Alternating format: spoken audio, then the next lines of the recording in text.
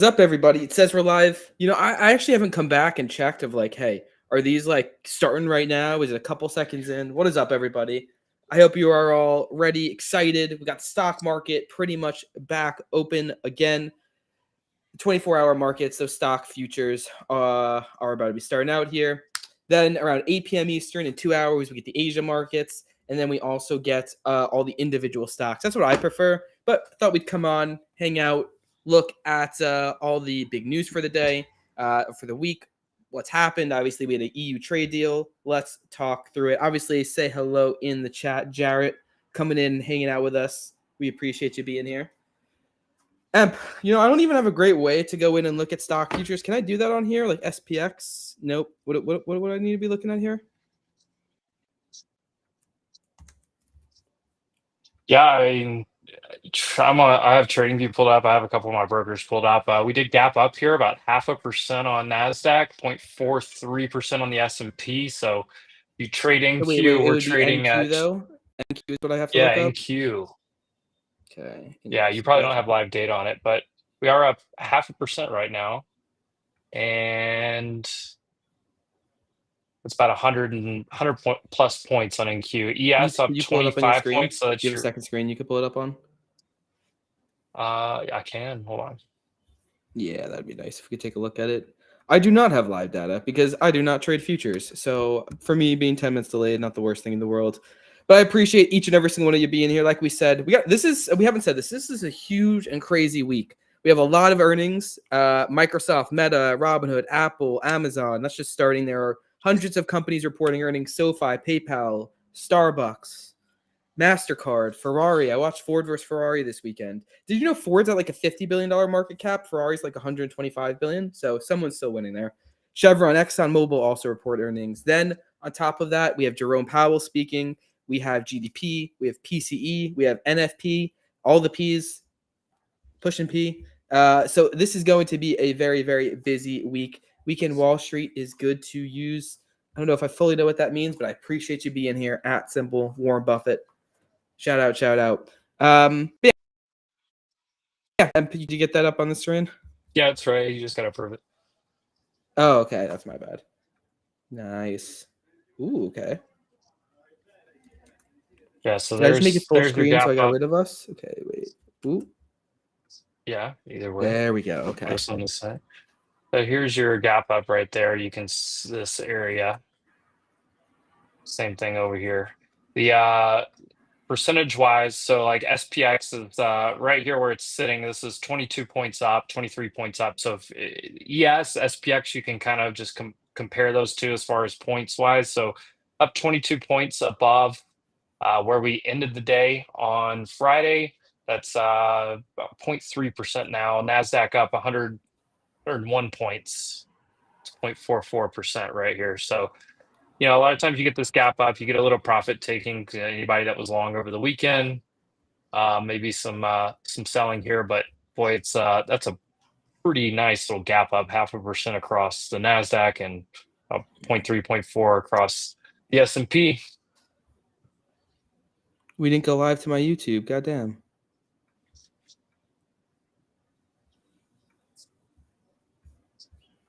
I don't know why I did this last time, too. That's sad. Okay, well, should be live over there now. What's up, YouTube? Stock futures are back open again. Like I said, I am excited for more the 8 p.m. Eastern when all the 24-hour markets open up, but I appreciate you, Emp, for getting this going here. I will now go in and show my screen, which is here. Once we open up, we'll look through some of the 24-hour markets, but I want to talk through all of these big stories. I was talking about it there. We have a very, very busy week, and I want to run through the Catalyst Watch. Big themes, macro, and earnings. Earnings this week. This is vaguely what the calendar looks like I was talking about there. Tomorrow afternoon, well, tomorrow morning, not much. Tomorrow afternoon, a garbage company, and then a couple others. SoFi, PayPal, Spotify, United Health, Procter & Gamble, Boeing. We'll talk about the EU trade deal in a second or two, but Boeing should maybe some headlines there. UPS, Merck, etc. All these names reporting earnings just Tuesday morning.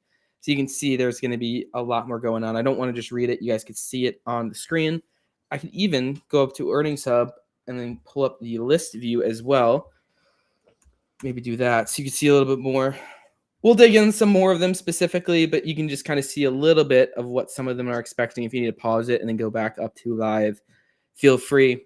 Like I was saying, all of those names: Starbucks, Visa. This is a Bitcoin miner. All that whole Bitcoin theme has become very popular. Booking EA. Cheesecake is on my short squeeze or whatever theme meme stock play. I don't know if it's necessarily a meme stock, but it was kind of when I was filtering by that way, or Prospero was. That was one of the names that ended up pulling up. Vertiv, Altria. Here's where the one that I'm really excited for. Wednesday after the close, Microsoft, Meta, Robinhood, Qualcomm, ARM Holdings. I actually own a little bit of Transmedics too. It's a decent sized position for me. Maybe we'll dig into that a little later. Lam Research, Carvana, Ford versus Ferrari. There we go. And then there goes Ferrari the next morning. And that feels like a movie you'd be a big fan of. Yeah, I think actually I'm not, I'm not a huge movie guy, but there's some that like that actually kind of pique my interest. I feel like because it's a little unique. I think I will probably check that one out. It's a I good. It also is a heard I good need to movie. check out this Happy Gilmore too. Like I Yeah, usually hate remakes, but I've actually heard some decent things about this one. So I have heard decent things as well, which is interesting. So I don't know. We'll see. I'm too busy for movies these days. That is fair. That is fair. I respect it. Continuing on here, MasterCard, Avi, Ferrari, Roblox, etc. S&P Global. We got Apple, Coinbase, Amazon. So these are the two big days here. Wednesday after the close, Wednesday two and Mag Thursday are 7 names, huge. and then Robinhood, Qualcomm, ARM Holdings, etc. And then Thursday, Apple, Coinbase, Amazon, Mr. Saylor reporting earnings, Reddit, Cloudflare, Roku.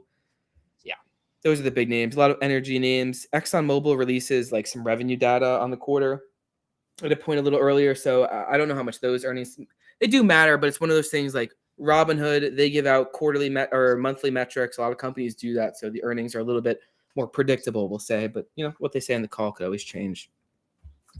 I want to also run through before I look at that, the macro calendar. This is via MarketWatch.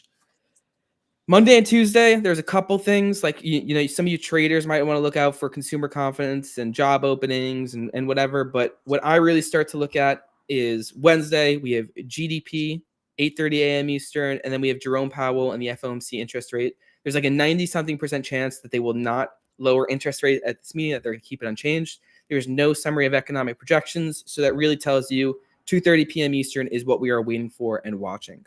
That is on Wednesday. And then on Thursday, obviously, initial jobless claim market looks there, but also at Thursday, 8:30 a.m. Eastern is PCE. That is the Fed's preferred inflation index, or so they say. Now, Jerome Powell will have probably gotten that data, so maybe we get a little like a hat tip on what that's going to be. But that is definitely one of the bigger events for the week. And then the next day is NFP, non-farm payroll. This is the big jobs data point that I end up kind of focusing on. And the reason I focus on it is because the market focuses on it. So definitely keep an eye out for this one, and then also the unemployment rate. Those are two things to be keeping an eye on Friday. We know our friend's Paper Gains also, like he has a strategy that these levels at the NFP levels are super important. So that is definitely a big day that we are watching out for.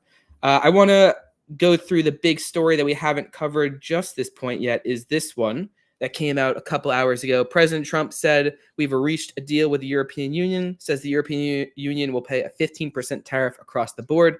There's a couple other stuff here, $650 billion in investments, $150 billion in energy, hundreds of billion dollars in U.S. gear. There was a little bit more as well when Ursula von der Leyen, the European Commission president, came out. And this is what she was saying, that there will be a single tariff rate, applies across most sectors, calling it a clear ceiling, no stacking. That might be staking, actually. I probably put a C in there. It's oh well, it's too late now. No stacking is what that's meant to say. She said that kind of this is providing clarity. A lot of questions were like, hey, the car companies were paying a 2.5% tariff under Biden. How can you justify 15%? And what she was talking about is, hey, we were going to be getting charged 30% on August 1st. This is better than what it was going to be. 0%. This is something that wasn't necessarily talked about as much, but I thought was interesting. 0% for 0% tariffs on a number of products, aircrafts, all parts, semiconductor equipment. So to me, okay, Airbus, ASML, semiconductor equipment, certain chemicals, certain generics, certain agricultural products, natural resources, critical materials, as well, raw materials as well. Said they will work to add more products to this list. Steel and aluminum, talking about the real thing was fighting global overcapacity, and I think this quotas thing. There was something around tariffs maybe being 50% or something around that, but this overcapacity part felt like a little bit more of the real thing around steel and aluminum. Increasing energy cooperation was another thing. They will buy U.S. LNG. That seemed to be what a majority of this sector was about, to replace Russian LNG, oil, all that stuff. A number was touted of $750 billion, and Ursula von der Leyen kind of clarified that would be $250 billion a year over the next 3 years during President Trump's time in office. She did say that based on their estimates, they think this is something they can reasonably do. So it's not like, hey, it's done, we're doing it, already sent in, but we'll see. This other part, they said also will also buy nuclear fuels. I know that has been a very hot topic around the stock market. So I wonder if stuff like LEU, which I know Stock Talk has talked about, or other plays in that area could play here. But she did specifically mention that. The chips part was a very small part of this. Said they will use AI chips. That's basically it. And then I thought this was interesting when she was asked about it. She like a question directly. She had called it a framework deal. And this is what she said she meant, is that details still have to be sorted out, and that will happen over the next weeks. But indeed, we're done. We have a deal for the years to come. So that was a lot of the headlines coming out of that one. This is setting us up. If we look at where we are at now with the majority of our top trading partners and then the rest, really, the reason I break it like this is because this is what matters here. 15% on Japan, 15% on the European Union. I've heard rumors that 15% on South Korea seems to be something that might be happening soon.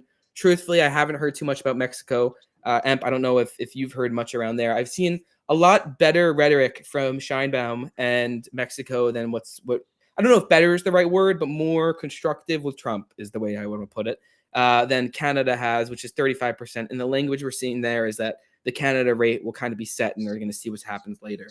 So Mexico has been flying under the radar in this whole thing, and I think it's honestly, just from my perspective, I think it's been a good thing. Honestly, it's like let Canada take all the heat and be kind of the back and forth bully type of person, and Mexico's kind of just playing both sides of it and just staying quiet, which I think is probably a smart move.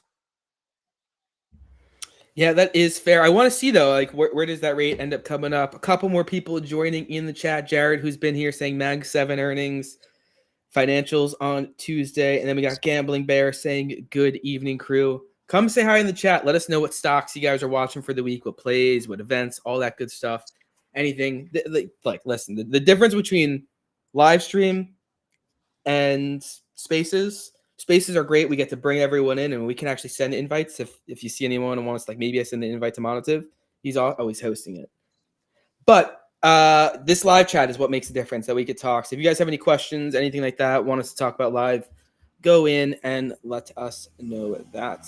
You were saying financials on Tuesday. Were there financials on Tuesday? Oh, SoFi, PayPal. Yeah, that makes sense.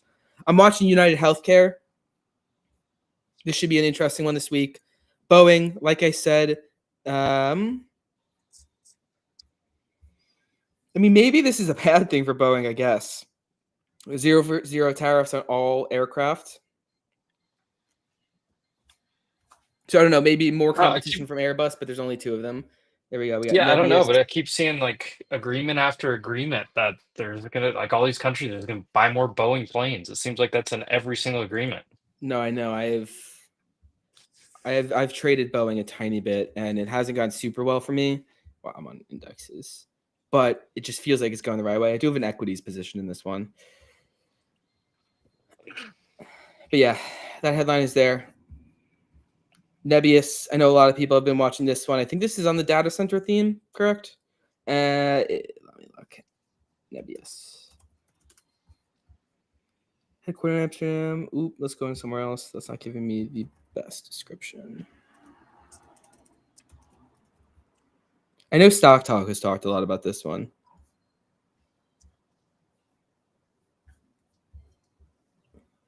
Nebius Technology building full stack infrastructure to service the global AI industry in the Netherlands, Europe, North America, and Israel. Okay. So that makes a little bit sense why Nebius would be moving off of this. They said that semiconductor equipment would be helped. The company builds full stack infrastructure for AI, including large scale GPU clusters. So is this like a Dell and an HP and stuff like that, putting them together is what it kind of sounds like, or a super micro, maybe adjacent, is what I'm kind of gathering here. Let me know if I'm wrong on that one. But I'm kind of gathering that ASML, to me, purpose built AI cloud basically is what you are saying. But is it like, are they the software, or are they building the tech, or are they more of the people just kind of constructing it a la Supermicro? ASML, I want to let the 24-hour markets open at 8 p.m. Eastern. Okay, Darius is saying I'm wrong on that one. So good. I'd rather be right. So let me know, Darius, in the chat. But ASML, I personally am a fan of this company. We can dig deeper into it, but they are at this point still vital for the global semiconductor trade. If you want to make the most advanced chips, you got to use the ASML area. They've struggled a lot with the way the U.S. has been doing these restrictions and not allowing them to sell some stuff to China. So they get a lot of the benefits. They don't get a lot of the benefits of being a U.S. company with some of the restrictions and stuff that kind of goes along with it. So I could see ASML being in a rough place, but underlying still something I probably want to own. It's more like an AI version of AWS and Azure is what you're saying Nebius is. I don't know. Seems like people, I don't want to. For some reason, I keep doing NBUS as their ticker. Not NBIZ. Robinhood people have been buying it. Hedge funds, a little more even. Infrastructure services build the AI water. Hey, listen, Stock Talk knows more than me. Senior administration official EU wants to continue discussing steel and aluminum tariffs. Trump has the ability to change tariff back if countries don't live up to their investment. Deal with EU calls for higher. I don't fucking know. Sometimes these headlines don't even make sense. Okay, let's stop sharing that for a second.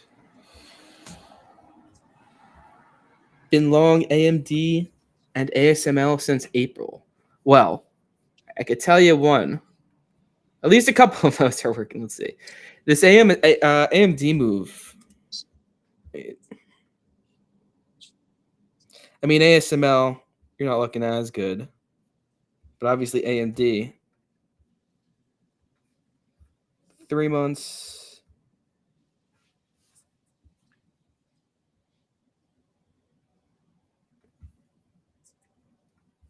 What do you think AMD is up over the last 3 months, Amp? Take one guess. Oh, probably like 60, 70%. On my thing, I'm seeing around 75%. 75? That makes sense. Yeah. ASML is up about 6. What if we go a little further? ASML is just like, ASML red like this year? people love the company, but it's just like it's not reflecting in like share price and the numbers just yet. But it may be one of those where it's like it's a sneaky opportunity right now that it's going to play some catch up at some point. But it is a little concerning if I think about the entire market's been ripping like crazy, and we haven't seen names that aren't participating in it. It makes me a little nervous, to be honest. But I hear all the people that deep dive into ASML and the entire AI schematics say that ASML is such an important piece of the pie that you can't ignore it. So take that for what it's worth. People are a lot smarter than me that dive into that, at least in that area. About PayPal. I'm curious. I haven't looked too much into it that much. I'm not a crazy expert, but I want to look through some of the news and different stuff. Yeah, PayPal's had some decent like little news blurbs lately, I believe. Yeah, if you go to the CEO, had a couple announcements recently. It was PayPal and Wix. I saw people were talking about this one, but this one, he put out a cryptic message, "Are you ready?" with a globe, and then it was excited to introduce PayPal worldwide, a first of its kind global platform connecting the world's largest payment systems and digital wallets. Kind of sounds like their version of a stablecoin, but in a slightly different way. Fintech seems to be the right area to be in. I mean, I'm a fan of Alex Chris as well, but I'm definitely not an expert in the space. Is there too much going around here? PayPal shares clocked 7 winning days in a row.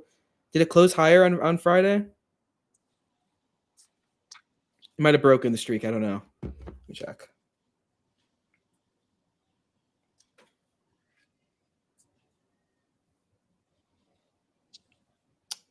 PayPal.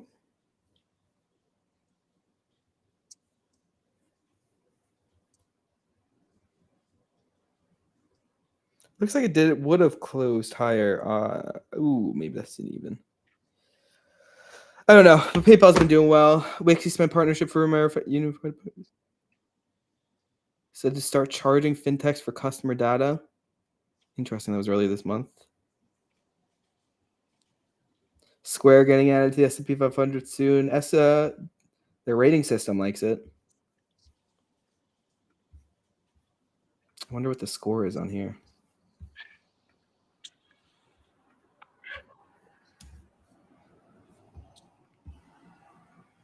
Don't take this for too much deep of what it is. I just kind of want a sense. 15 PE, not bad, pretty low, but obviously it's going to be negative EPS growth, slow revenue growth. I don't know. I own some PayPal, low price of sales. The question is it cheap enough? Can they get this turnaround going? I kind of like this earnings hub score, actually. I like the way it looks. Yeah, No. I'm surprised. Like Hamid mentioned, like they've been building this out. There's some other platforms, not earnings related, that like Edgeful, and there's somebody else was doing one that I think you're going to see a lot of this using AI to basically pull a bunch of That's not metrics, what kind they're of like doing. what we see, our friends at I don't think Value this is Sense and some not of these other an ones. AI thing. They're just kind of aggregating all the information together and then kind of giving them scores based on percentiles. Like this is like one quartile, this is next, and so like yeah, that's how they're kind of ranking this one. I thought they had an AI No, portion of this the is score. just Maybe nope, that's nope, maybe nope. I'm You're good. leaking stuff too early. I think we're going to see a lot of that, though. I guess that was my point I was going to, was I think you're going to see a lot of people building AI to rapidly pull in a bunch of data points and create like some type of quality value type of score for everything across investing and trading. It does make Oscar look good on here. Someone asked us to look at Oscar. Price to earnings high, price to sales low. I want to dig a little bit more into that. What's actually happening? I haven't done my full research into like why is this growing so much here. Oscar is interesting because like every analyst on the street downgraded it in the last like week and a half. It was like every day. Like I think we had five downgrades basically on Oscar, but retail loves it, and it's been blowing up across like my timeline.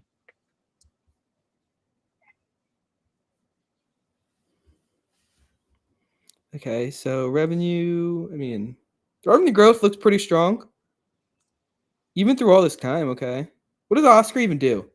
Chat. What's up, Trade Desk HQ? I get it. Like to me, like when people talk about this, they're talking like in the HIMS world. Let's try this. AI assistant. What does Oscar Health do? Where does a majority? Let's just try that. What does Oscar Health do?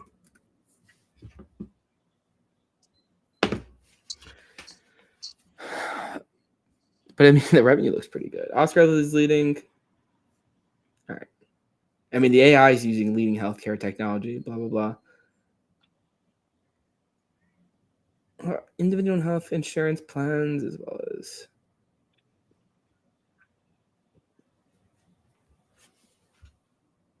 Sorry. Okay. I need to be better when I'm reading this. Okay. What'd you say? I was just reading the still tariff remains at 50%. Yeah, no, that already came out. They're talking Oscar about the EU serves deal. approximately 2 million. I need to do better at reading this out loud. Oscar serves approximately 2 million members as early of 2025. Operates in multiple states across the U.S. It plans to include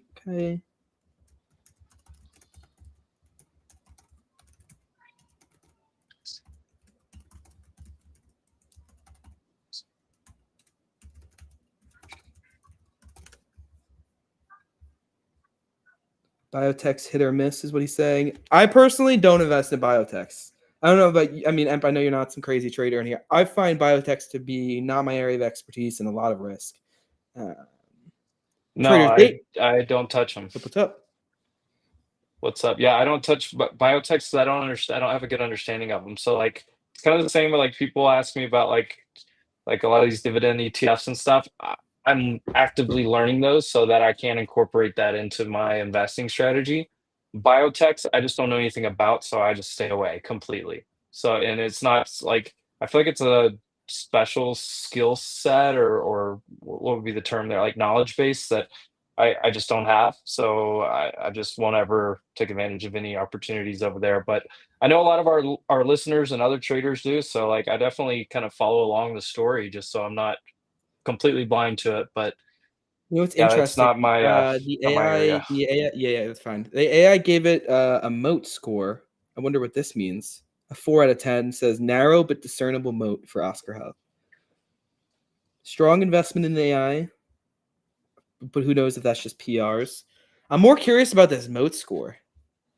What is So I this think that's moat what I was score? talking about when they were like using AI to come up with Can you scores. give me examples of what companies have a 10 out of 10 moat?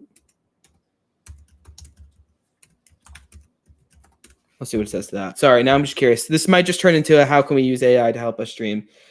Agree, Trade Desk says agree phases in ATM makes it unpredictable. So Yeah, so is you that have like the offerings that come out of nowhere. You have all the different like phases of the FDA, whatever approval stuff, phase one, phase two, phase three, and like one of them can go really well, and one of them could go terribly bad, and then they reconfigure and refile in the same spot. Like, I don't know. I don't know enough about that space.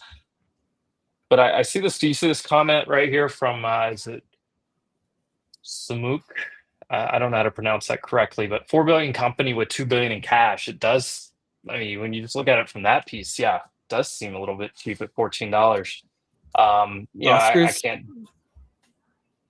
without digging Interesting. deeper into the balance sheet. That just that top line number right there sounds really good. Obviously, 4 billion market cap, and you've got 2 billion sitting in cash. Well, what's their debt? I hate the way this looks. Sorry. I don't want to open a new tab like this, but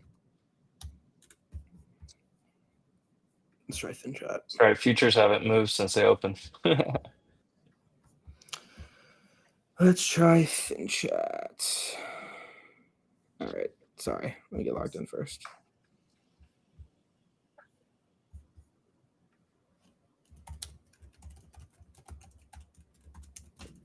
One second.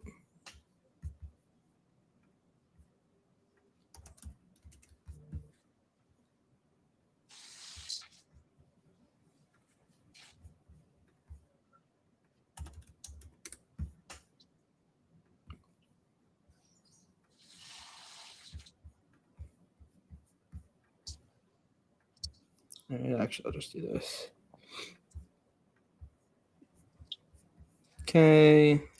Oscar financials. I hate that it's like that. Okay. So now the newest is here. We're looking annually. Revenues 10 billion. Yeah, you see the growth rate, 56%. Where is it coming from? Premiums and annuity revenues. You know who's a really good? Chris Patel was a great person to ask about this company. Individual group Familiar with members, this? 1.6 million. So basically double the amount of people using it. Okay. What I want to see is when you say that, there's going to be a couple other things. Cash and equivalents. I see the 2 billion. Total investments 2.6. Liabilities. I mean, they have $4.5 billion of liabilities here. Long-term debt, 299 million. Not horrible. What's the insurance and annuity liabilities? So is this an insurance company? Is that what I'm reading here? Yeah, they do most insurance, health Okay. insurance stuff. Okay, so then my question is how are they investing the money that they get from the insurance plans?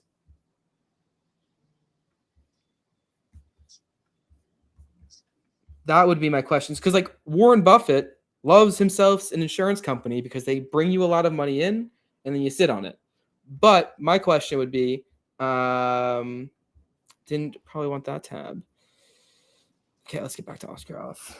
Okay, so what does Oscar Health invest its insurance float in? I could be using that wrong, but I believe when I went to the, I believe that's how they talk about the money they bring in. That's essentially clicking for them.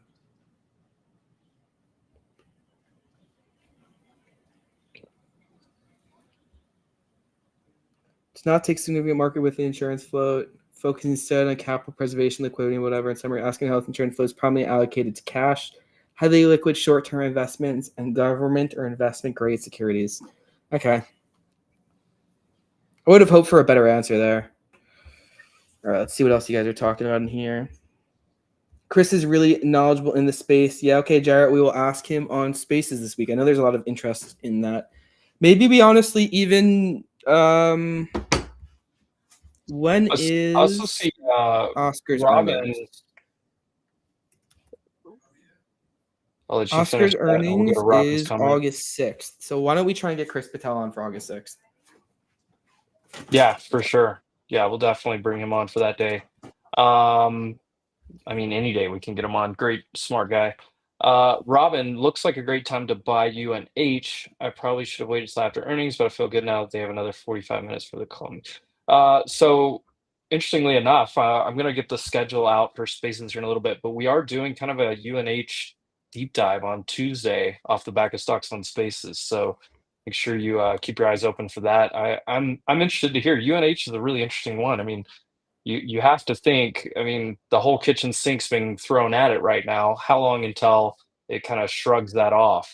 I mean, it's almost like what we saw with Boeing a couple years ago, you know, that big of a company, you know, big Dow company, just having everything thrown at it, you know, from a negative perspective. At what point do they run out of bad news and things start to turn around? We'll see. I don't know. I think that this is a very different area. We're not talking about, you know, people love to travel. There's different ways to do it. This is an insurance company. They have a healthcare provider company. They're not liked. You know, these companies have a lot of drama for denying claims. They just got a DOJ investigation. Yeah, I don't know. I don't know if it's if that's an analog that you maybe want to go in and use. So we'll see. We'll see how United Health ends up playing out. I bought a share. If it's gonna run, it's probably gonna recover pretty strongly. But you know, we'll see. We'll see. It's an area that one of my slow levels of digging into hasn't made me be like, all right, I'm going to make this into a heavy position for me. But I also don't necessarily dig super into that area. You know, health plan there. What did she say? Looks great. Time to buy UNH. I probably should have waited till after earnings, but I feel good now. After they got in their 45 min for the call, makes me feel like they have something to say.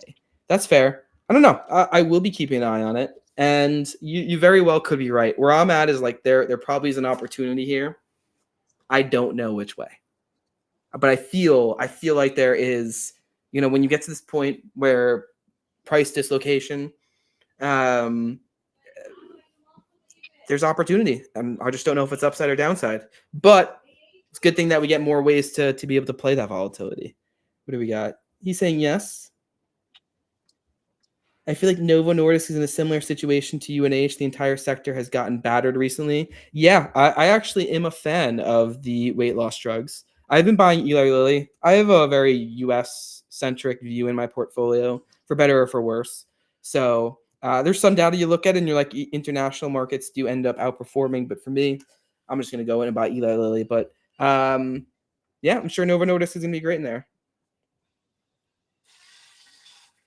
And the hard borrow is 155%. And the hard to borrow, I don't know what this means. Hard to borrow. Hard to borrow list is an inventory record used by brokerages to indicate what securities are difficult to borrow for short sale transactions. Okay, I have never heard of that before. I don't short, so I guess that's why. Trade Desk, what stock were you talking about?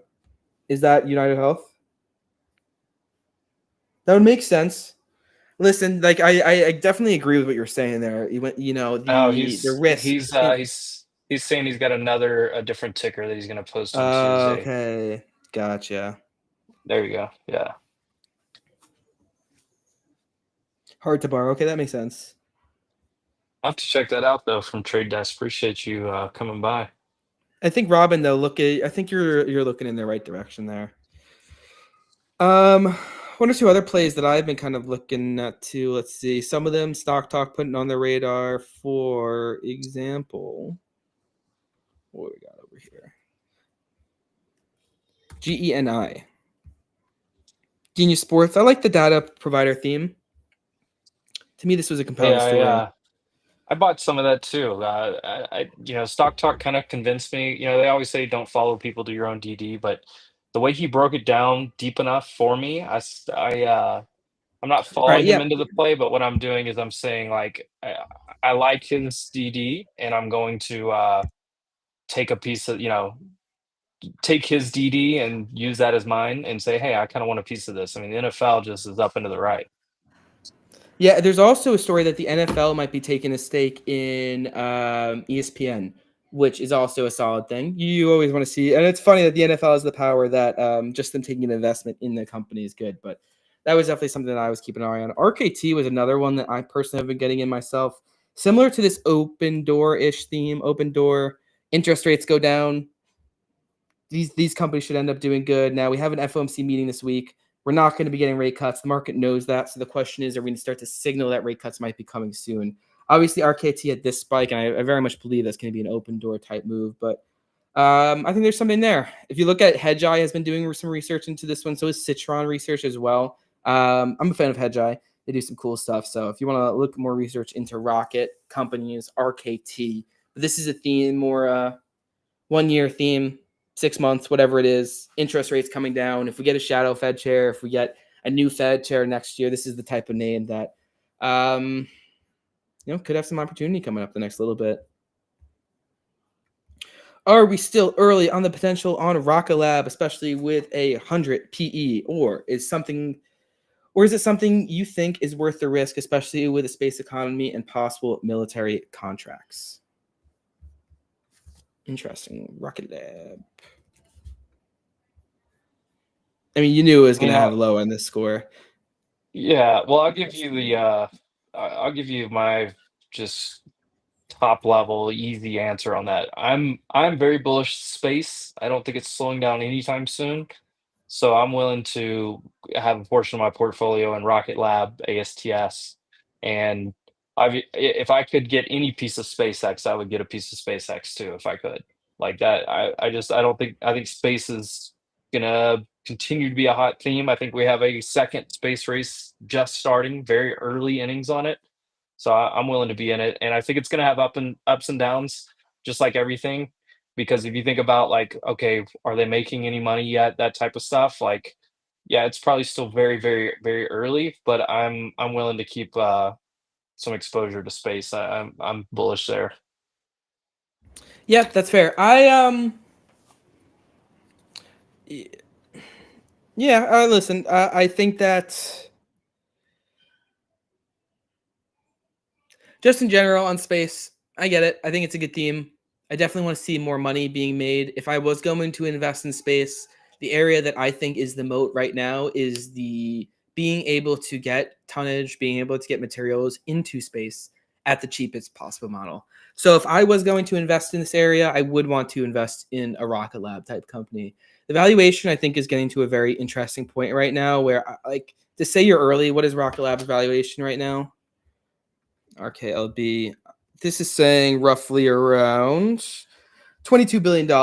I don't know. I don't know if I'm sprinting in to run or buy a Rocket Lab at this point. If you're already in there and have it as a spec play, that's solid. This is the type of name that, I feel like at some point there might end up being a big pullback, and this is the type of name that I'd probably want to look into if space continues like I think it could. What I'm watching in the space theme is people making money from it.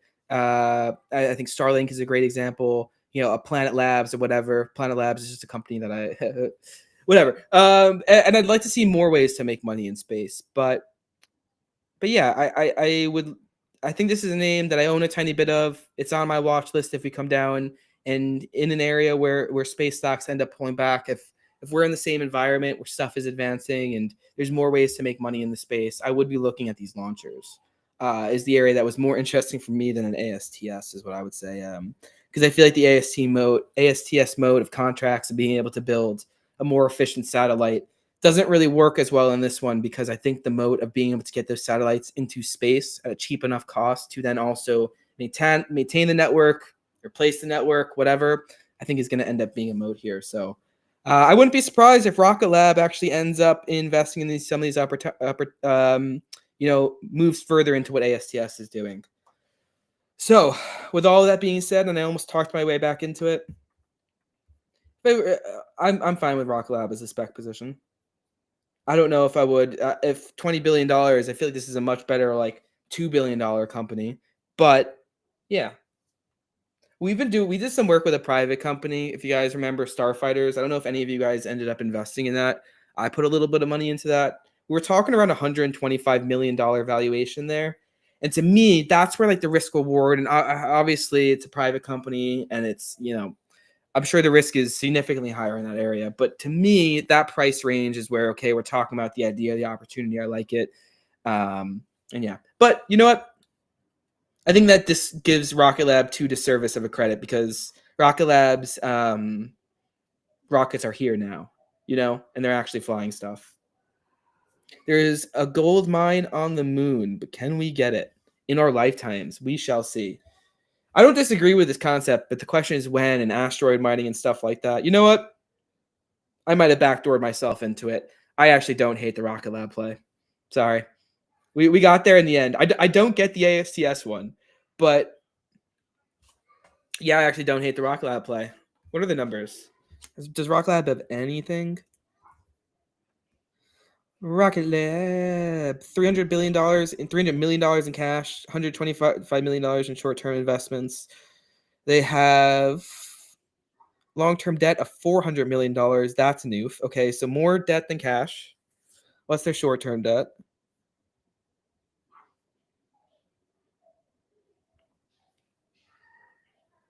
Short-term debt isn't horrible.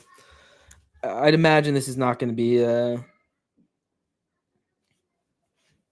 operating revenues actually doubled this past year. That's pretty good. Or from 2024. Definitely not going to be profitable. Well, there's even less profitable. Jesse's got $1 million question right here that I don't know that anybody has a good answer to right now. Thoughts on Tesla? I bought some actually after the earnings came out. I bought some during the earnings as well. Yeah, I agree. There is no good or right answer on this one. It's clearly a very volatile stock, a stock with a lot of opinions on it.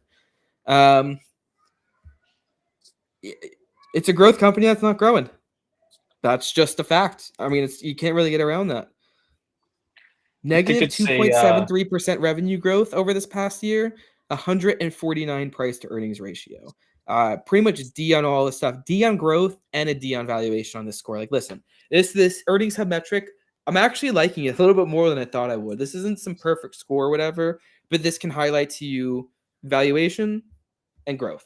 And listen, if you have a really high valuation and you have really high growth, fine, that works. If you have a really low valuation and you have really low growth, that can also work. But this combination doesn't feel that great. Right now, you're being sold on the story for the future. Do you believe it? Do you believe it's a year away, 6 months away, or do you believe it's 5 years away or not even coming? That's the question. I really think the self-driving car race is here and now. I want to show you guys this. We're not even leading the self-driving car race right now. This isn't a Tesla versus Waymo thing to come in and rule the world of self-driving cars necessarily. This one I thought was interesting. Chinese robotaxi operator Pony AI. There's another one, WeRide also.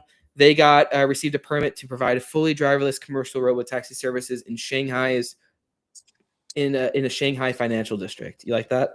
You like that, Abort? But we got 1, 2, 3, 4, 5 cities here that you can go in the U.S. and look at this. A good bit more in China, South Korea, Saudi Arabia. Oh, sorry, United Arab Emirates also pulling up a little bit, but a lot more Chinese names than the U.S. names, and one South Korean name that I'm sorry I don't know. So my thought is robotaxi is here now within the next year, maybe next year and a half. Hopefully it's we'll see. I mean, these companies are not going to be coming to the US, so there is a playing field here. Maybe the battlefield is going to be Europe. That will probably be one. South America, Canada will probably go to the US. Rest of Asia will probably go to Chinese companies. We'll see. But this is definitely something that I am keeping an eye on here, and I think the Tesla question comes down to this. Do you think robotaxis are going to be a money-making, money-generating thing, increase this to make it look better within the next year and a half, 2 years? And if the answer is yes, you know what? If you think it's going to happen at all, the answer is probably you buy it at some point. I think if it happens in the next year or two, if you think it happens there, to me, I'm willing to speculate with this in this year, with buying it here. So sorry, let me rephrase that. By rephrase that, I mean actually say words that are English. This happens. Within the next year or two, I believe robotaxi will start to be making that impact, that you will start to see actual numbers increasing in a significant clip, not just thousands of dollars, not just millions of dollars. This is a company that needs to bring in billions of dollars of high gross margin revenue, and let's hope it can do that. So you would want to start to see that coming into the stock over the next year or two, or else this might be a dead stock for a while. I think it could definitely be, because it's a transition phase, right? They're going from a automaker, EV maker to a robotaxi AI, and I mean, and just leave the robotic side out Look of at the it. Zeta one. I'm sorry. Look at Zeta. Oh, did you pull up Zeta? Jarrett goes, run Zeta on earnings hub. I feel like he knew what it was going to be. All right, we'll dig in deeper. Sorry, I cut you off though. What were you saying about Tesla?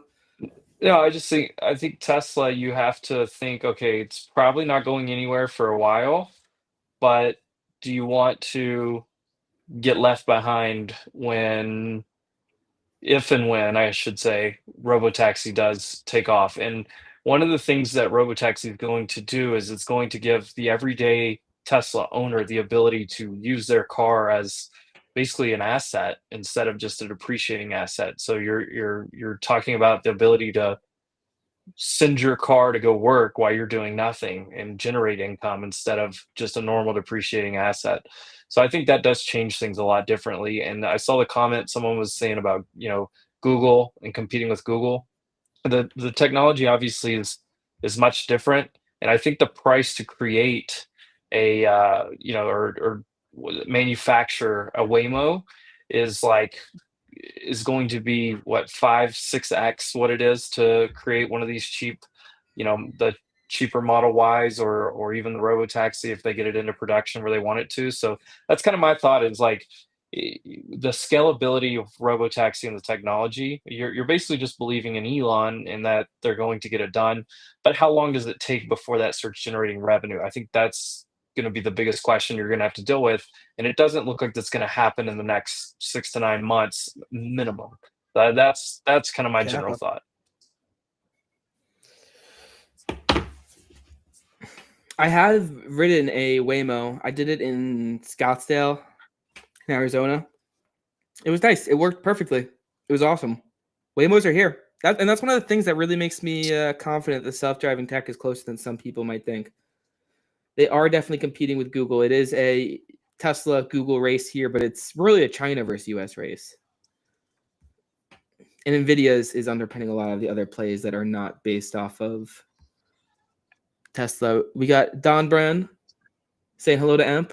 Hola, hola. ¿Cómo estás? Hola, ¿qué onda? I want to run through this. I want to run through the Zeta, actually. Yeah, I do want to see Zeta. I didn't know what it was. Zeta Global is a marketing, it was like a month ago. We were on company that provides. We were on this stream a month ago, and somebody was in here, 2 or 3 people were like, Zeta, Zeta, Zeta, and we had no idea what it was. Yeah, it's become a popular fintech name. Is a marketing technology company that provides enterprises with omni-channel, multiple channels, data-driven cloud platform. Their main focus is helping businesses acquire, grow, and retain customers through advanced data analytics, AI, and marketing automation software. Key aspects: their services are used by large enterprises. Zeta Global is a publicly traded company. The company has a mission to empower. Why did their revenue increase this past year? Is it sustainable? We'll see what the AI says to that. Surge mainly due to strong customer growth. The number of scaled customers, those spending 100K annually, and super scaled, 1 million annually, both increased sharply. AI powered Zeta's investments in AI, including the launch of a new automation tool. So is it this AI agent studio that really got this going? Okay, revenue contributions grew across all key areas. Zeta serves close to half of the Fortune 100 companies. Interesting. Half of Zeta's revenue is recurring with high renewal rates and blah, blah, blah. Execution and market adoption. 2024 marked their 15th straight beat and raise quarter revenue consistently. Is this profit sustainable? Raised its 2025 guidance after a strong Q1 and predicts 20 plus annual % revenue growth through at least 2028. Okay. I don't know, man. This one actually, this guy, I get it. This looks. I don't love the industry as much, but I'm reading past everything else. Is interesting. Platforms built around first party data, AI, sustainability factors, demand for Zeta's recurring SaaS products, continued customer base, blah blah blah. Risk. Zeta operates in a very competitive landscape against giants like Adobe and Salesforce, and remains exposed to cyclical fluctuations in marketing spend. Guys, when we have a pullback, marketing spend is the first thing to go. This company, in any sign of a pullback, will get schlacked. And honestly, so will stock market news on the back end, but good thing that I don't have a crazy high overhead. Revenue growth may slow in a recession or if key clients are lost. The current momentum and guidance suggest strong ongoing growth, but maintaining the 20 year indefinitely will be challenging. It grows larger. In summary, Jump was powered by AI, new client wins, cross-selling, and a sticky platform. Growth is likely to come, but investors should watch out for slowdowns. Do marketing for lots of Fortune 500 companies. I'd be curious to hear what type of marketing they do. I think I understand marketing a tiny bit, so I'd be curious to hear more on this one. Lunar is a company that Lunar for a company that focuses on the moon. Also, opinions on RR for robots. I have a feeling these are going to be some little tiny RR. I've never heard of this one.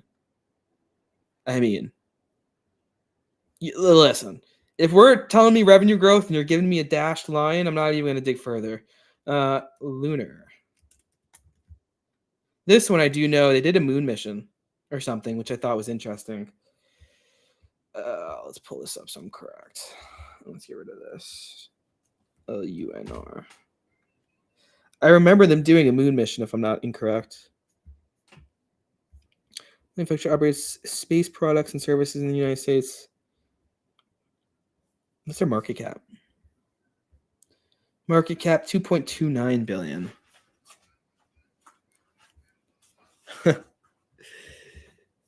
Okay. I don't know. I don't have too deep of thoughts on this one. We're about an hour and 10 minutes from the 24-hour single stock markets opening. I like that. That's a lot more fun. We'll see some of the stuff there. I don't know if you have any Lunar thoughts. Founder led. What were we I talking do about? like Okay, founder Zeta.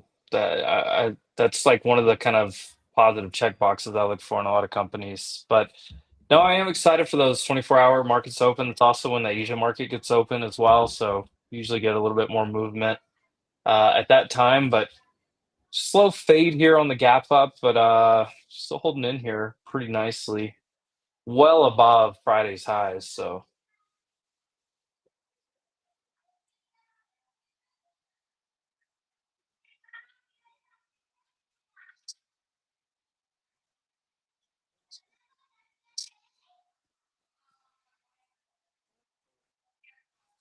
I am not short right here, gambling bear.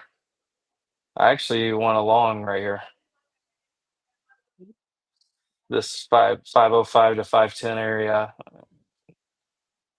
See if we can go test those highs again. I think it probably is a fade later overnight. But if it wants to do it now, then you can long it off previous day's highs too. That would be your other avenue of trade setup here.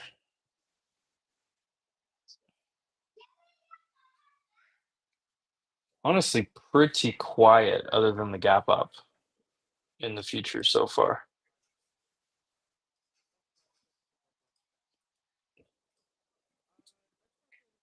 Sorry, I was unmuted there. Let people digest it. I'm not fully surprised. I did just put this tweet out if you guys want to go in and see it. Yeah, X is great. I love this platform. I'm always going to be live streaming here. You know, they could do this live video stuff a little bit better. So YouTube does great for it. Go in and subscribe to my YouTube channel if you're not watching over there. Say hello in the chat. But yeah, they just do a really good job of, you know, just my live streams and just that stuff. If you want to see more of this content as we're doing more of it, go subscribe to the YouTube. Emp, are you sure here? Let me stop sharing my screen for a second so we get yours pulled back up so I can ask you why you're doing that. But yeah, go in, check out the YouTube channel. If you guys are also in the X chat, go in, subscribe over there. I really appreciate that. Give that video a like. I am working hard to grow the YouTube, and that's never going to be like replacing the X content. It will always be additive to it, is my goal. So yeah, subscribe to that YouTube. Ep, I am looking at your screen right now. This blue line here, what is that? And was that your reasoning for being like, hey, it's holding that? Is that like So the an EMA or blue line's just a SMA? 9 EMA, but since you have a gap up overnight, like it's just now catching up to actual price action. I don't put that much stock into an EMA like that, but what I do have, there's fib levels here. This is the first fib extension level that we got to, and we gapped up above it, and we're holding right on it. So you see this this or orangish line right here. Also pivot points. So R1 pivot point is right there, and you see we're kind of holding this area. That's why this area, I think it's a long, and then you try to test these highs and maybe test up here. The other thing you got to watch this 450, kind of a whole number and a pivot point over here on ES. You can see it rejected here multiple times. So that'd be the other thing to watch. But if you get previous day high at some point tonight, I think we will. You probably buy down there, maybe the gap fill, either one. But I just don't know that this is immediately going to fade. If anything, I think it gives another shot up here first, and then you get the fade. Like, and when I say fade, I mean like it's probably going to do something like this forever, and then like London opens and it'll do something like this, and then it'll like just do this like slow trickle. That would be my just like if I'm predicting it. Obviously, I react more to price action and levels than I predict them, but if I had to just draw out a path or a scenario that, and I said this on Friday on Spaces, I said we'll probably sell off late in the afternoon. So like on Friday, I said we probably fade this back to orb high and previous all time high. We got that move, and then I said we'll probably get some good news from Trump over the weekend and gap up. So here we are, and then I think we end up probably slow fading this either tonight or maybe tomorrow morning. Start just slow fading back into this area, which should just be your back test area. So I got there's nothing wrong with that at all. I mean, when you gap up, a lot of times you fade back down. One of the strong things that I follow previous day high. So you almost always come back and touch previous day high if you gap up above it. So like that's true for SPY, it's true for QQQ. So Monday, if we're still up in this area, I mean, that's your highest probability trade is to come touch here. And if you touch there, your other highest probability trade is to bounce off of that. So previous day high, main watch for me. I just took a long actually right here. 510, 511 is my average. So right above this line. And I'm going to try to trim back up here and then see if it can run up here.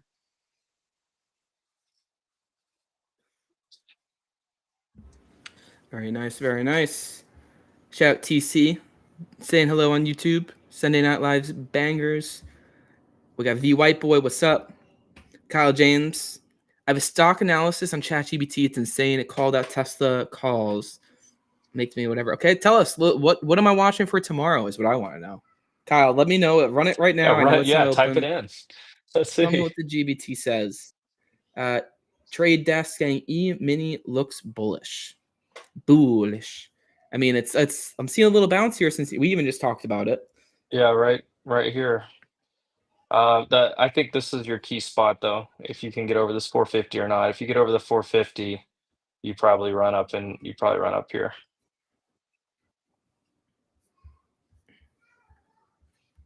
And we also got a question of any thoughts on the Figma IPO. Figma. I did actually try and get some allocation to it. We'll see. I have a feeling this is going to end up being a strong first day performance. Just given the market, although the market has changed, this is expected to begin trading, I believe, this Thursday. So watch out for that. Figma IPO coming up this Thursday. Valuation does not look crazy. At $25, $28, where they priced it, or where they were rumored to price it, it doesn't look bad. But I mean, I think they did that on purpose. And who knows where this is actually going to get priced? My guess is closer to 35. I think We'll see from there. I like Figma actually. The order that I put in, I believe has a fill up to $33 on the max. I did that on Robinhood. You like Figma? I know. Do you use people use it. I have not. So I have not used it, but I know a lot of people have. I was surprised so many because I'm not really in that like side of things, like when it comes like doing graphic design and things like that. But like I know a ton of people that use Figma. I mean, that's the Wolf schedules created over there. I know some other companies that I've worked with. They use Figma for like their templates when they're building out their website, their trading platforms and stuff, like what things are going to look like. And it's just got a lot of use cases, and it's kind of like this like open canvas type of thing where I just think it fits into this kind of like the open canvas thing. It's not AI, but it's like I think it's kind of this newer technology version of a lot of things we're going to see.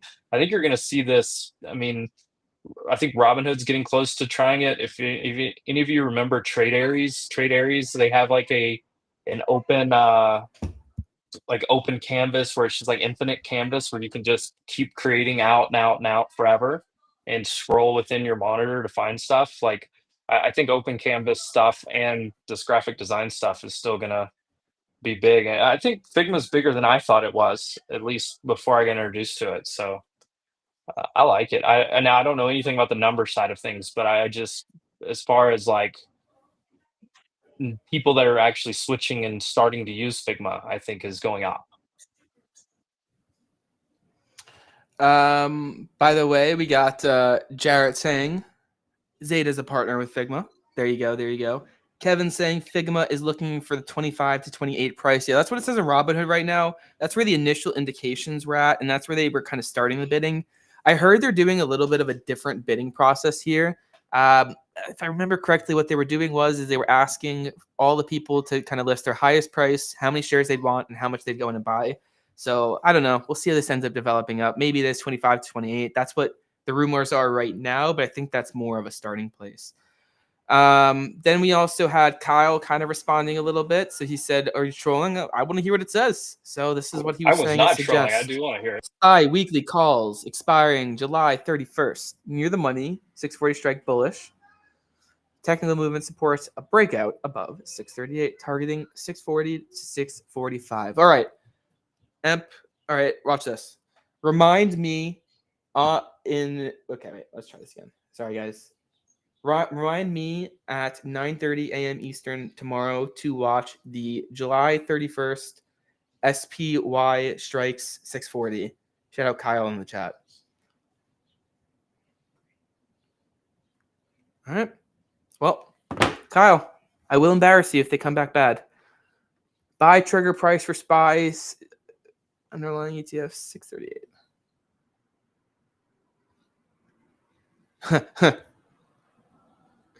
All right, Jared says he's coming over to the YouTube chat. Kyle, you're looking cute. Wasn't me. This is we accept everything in this chat. And then we also had a couple more stuff that we missed. Most inspirational thing Wolfie ever said was, "Younger you are, the more irresponsible, leveraged, and concentrated you should be." You know, I'm just gonna say this. I'll say this to Wolfie's face at some point. There were times where I was like, "Oh, I don't know. I've come around. I'm Wolfie. I not that I was ever not a fan, but I am a fan. Actually, I was a fan a long time ago, and then there was a point where I wasn't, And then we got to the point where, you know, I was a fan, and then now I'm really a fan. Wolfie, go follow him. There you go. Someone's gonna clip that and have some explaining to do. But I thought that was nice. I'll tell him what that bad moment was. But we're a good guy. He's a great guy. Sometimes we just talk and say words that shouldn't be said.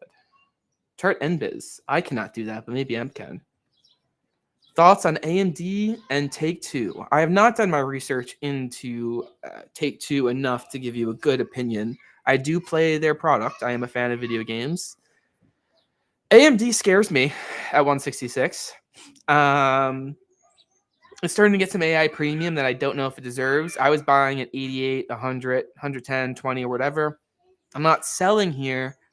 I don't personally know if I am sprinting over to go in and buy some AMD at this point in time. I mean, unless I'm missing it, I didn't see the 2x revenue, we're taking some market share, that this is a huge pie that everyone's going after. And you don't have to take from NVIDIA to necessarily go in and get a piece here, but their efforts to go in and do that have just been okay so far. So I don't know about it here. And yeah, maybe it keeps going. I'm looking at the chart here. Like, I mean, fuck it. We're almost at the level that I'm seeing in here where I would think would be resistance would be like 170, 175. You break above that, it's like 188. And then, I mean, there's just one bar above that. So, you know, maybe it continues. I personally not sprinting to buy it here. Not sprinting to sell it. I don't know if I'd go in and what's Take-Two been doing? Jesus. All right. Take-Two. Not looking so bad. For anyone who doesn't know, Take-Two video games, own stuff like 2K. They own GTA as well. So a lot of hype. Basically, if you hear, hey, well, GTA, they delayed it to next year, didn't they? So. What's up, Cliff? Good evening. All I'm saying is I'm definitely trilling at the 174 gap. Okay, that's fair. I see what you're saying.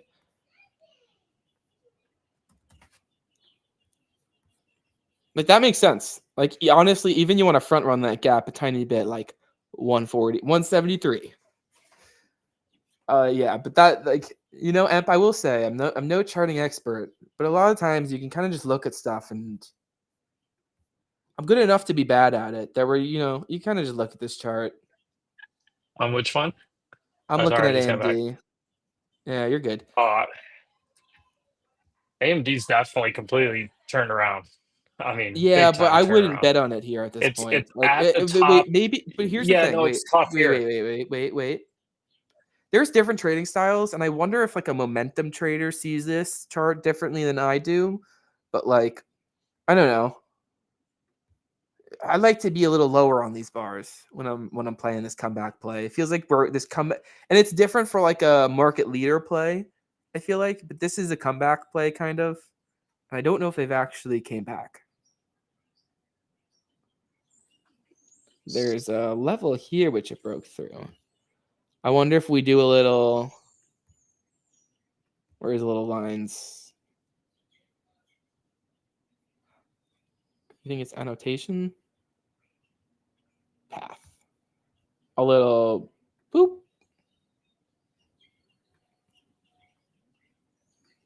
And then bad news bump. There you go. Honestly, I think you see AMD lower at points, and I think it's a buy.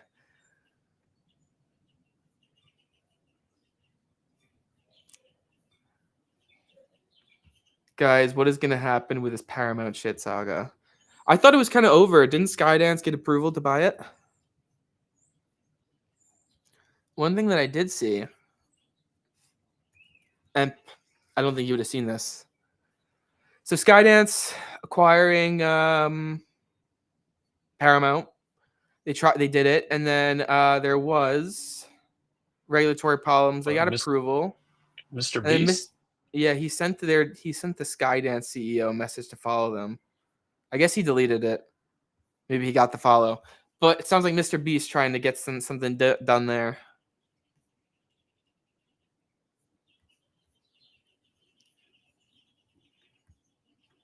What's the leanest with Paramount Skydance deal?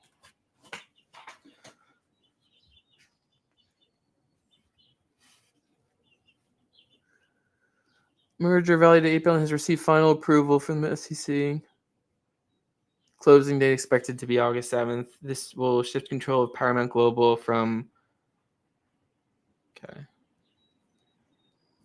Seems like M&A. It's done. I don't know what price on Para is the deal.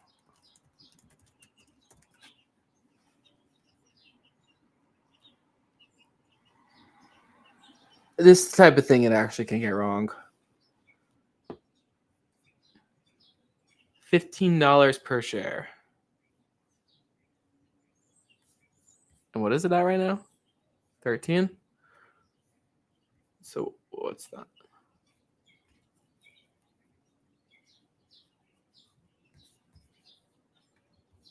I don't know. I don't know why there is a $2 difference there. Maybe this.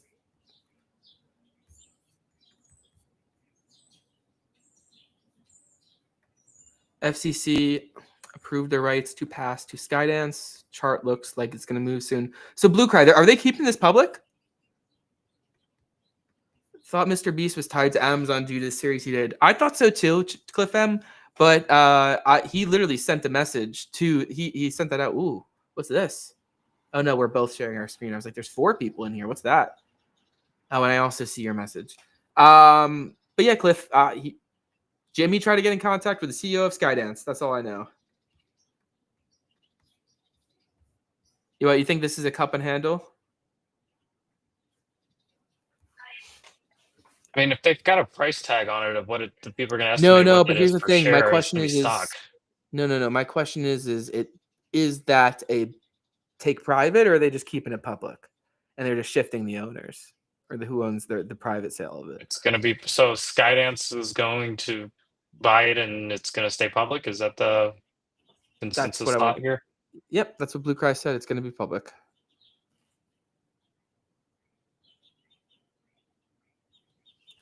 If it's going to stay public, then I think that changes a lot of things, right? Trend line. There is a trend line here. It's like kind of that. I mean, this is fucking. That's like a parabolic one.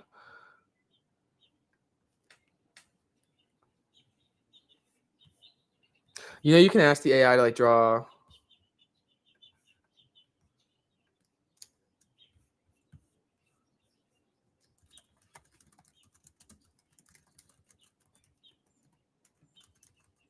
What's your favorite TA signals or chat? What technical analysis things should I tell it to do? What do you use?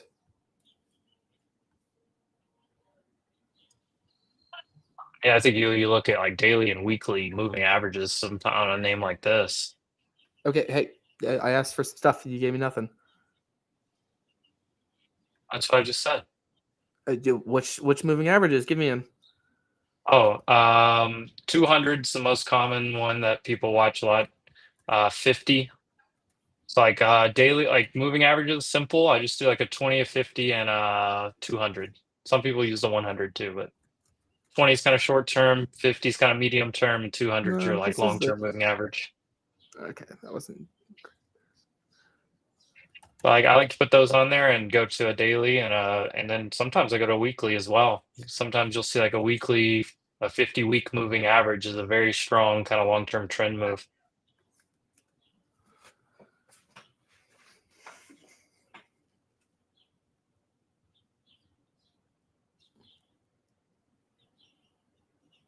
Let's see what it ends up doing here. I just said use the top 3 most popular indicators.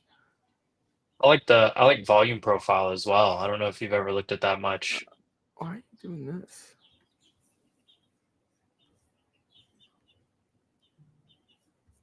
It's like doing it instead of doing it on the chart like it has done. Just typing it out for you.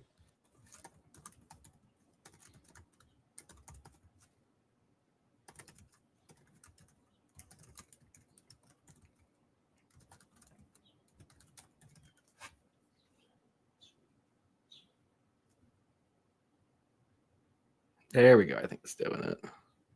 It's going to add moving averages, RSI, and MACD.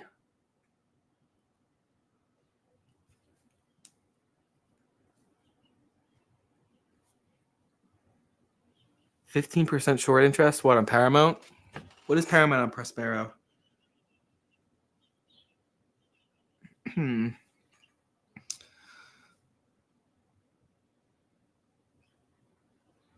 Prospero has Paramount as a 62 out of 100 on the short pressure score. Very low net option sentiment, only 9. So the options traders are also pretty bearish on this name. Yeah, I don't know. Prospero's not looking good on this one.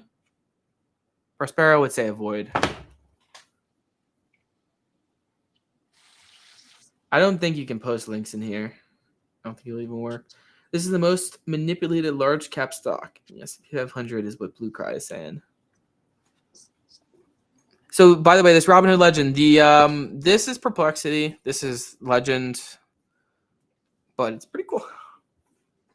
You did draw like a kind of a rising wedge there. Trade Desk saw it too. I was looking at it going, oh, okay, it's not the best looking. I don't feel like a lot of things have that. But if they pop over that, a bullish move out of a failed bearish pattern is a very bullish thing typically in the market. So MACD, does anyone care about this? I know a lot of people that use MACD. It is holding on whatever this line is. It wants to fight it. But it is pretty high up. I have no idea what the fuck I'm looking at on MACD. RSI relative strength index. So this is just how strong it's moving, like how extended away, and obviously it bounced off pretty aggressively. It's not overextended. MACD is like a more advanced version of RSI. That's more of like an oscillator of move. What about Google tomorrow? Should I put a call on? I got nothing for you on these short-term ones, honestly. I don't know if Emp has anything. My play is generally just wait till paper says something and then go from there. So this is when I asked the Perplexity to go in and do this. These are the signals it puts on. And then what's this? Is this a 50-day SMA? It's pretty far away from it. What is that? Google? It looks like Google. Yeah, It is Google. Google's a tough one. I mean, It's a Wumbo. He, she, me, Wumbo. Yeah. Sorry. Yeah, big old W. W's in chat. W's in chat.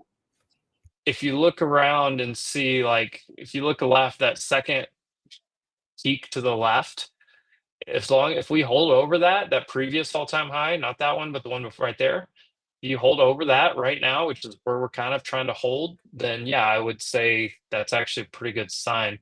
But did Google just make a huge move, like especially over the last probably 2 weeks into earnings, and then obviously the big move on earnings? Yeah, it did. So is it a little frothy right now? Probably so. I think that's a tough call, but it does have a gap. It stopped right at half gap. So like if you look at the gap from Wednesday the 5th that they gapped down on, I think it was earnings, February 5th. Where we peaked is right in the middle. So half gap is the spot that people watch on that. There's also kind of a little level that Evan can probably draw even, that same spot where we topped out on Thursday. If it gets over that high, you have to think it's going to go fill that gap up to, what is it, like 202, 203.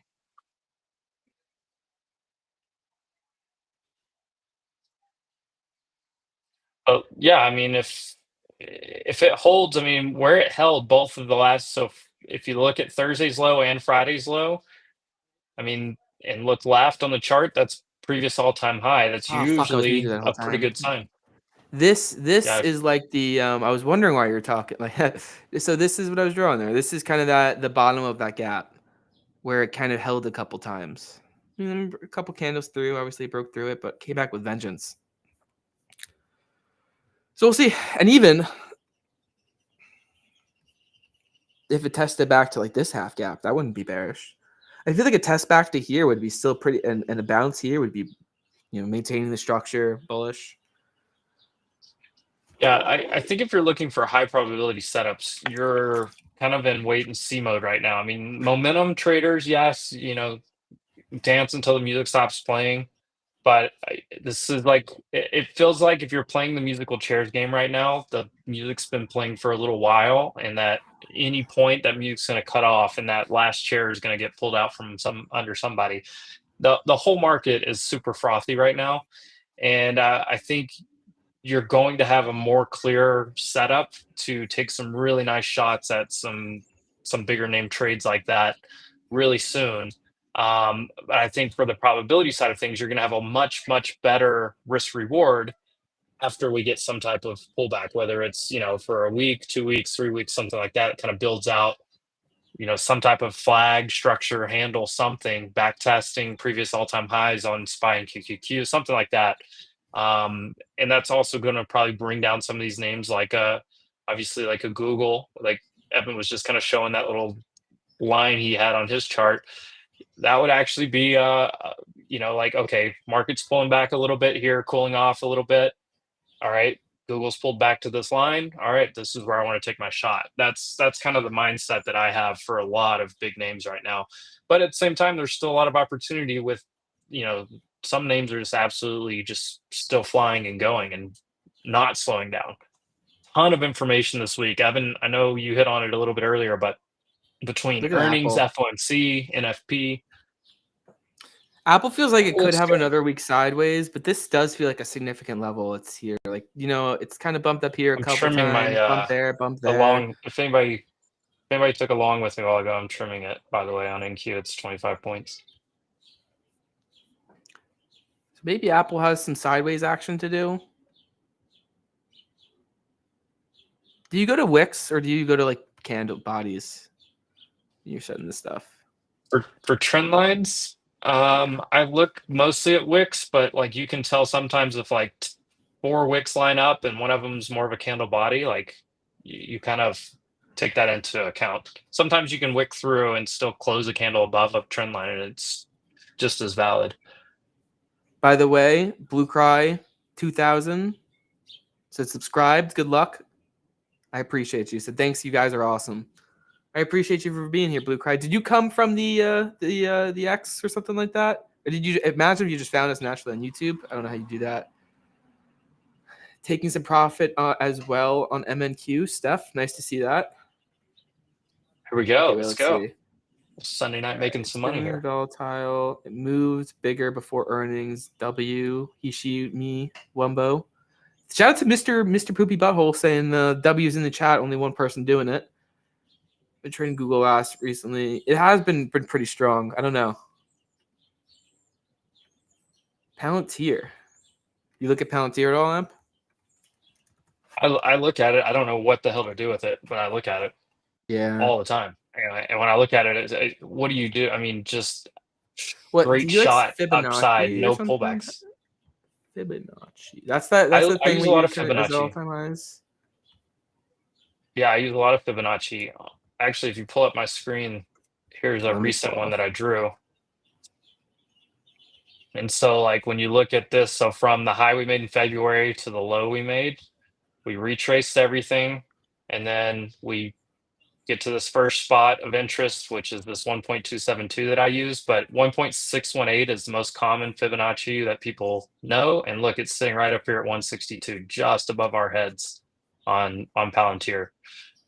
Plus, you start to get extended. I mean, when I look at this and I see this purple line as a daily 9 EMA, that's a fast reacting short term kind of EMA, even on a daily chart. And when you get, and look, anytime you get a little extended from it, when you start getting extended from it, you usually pull back to it. So like you look right here, kind of got, it's going straight up, gets extended away from it, pulls back down towards it. Right here, pretty decent distance away from it, pulls back into it. Are we kind of setting up for the same thing here to pull back into it? Probably so. I mean, just looking at the pattern of how this trend's continuing to go.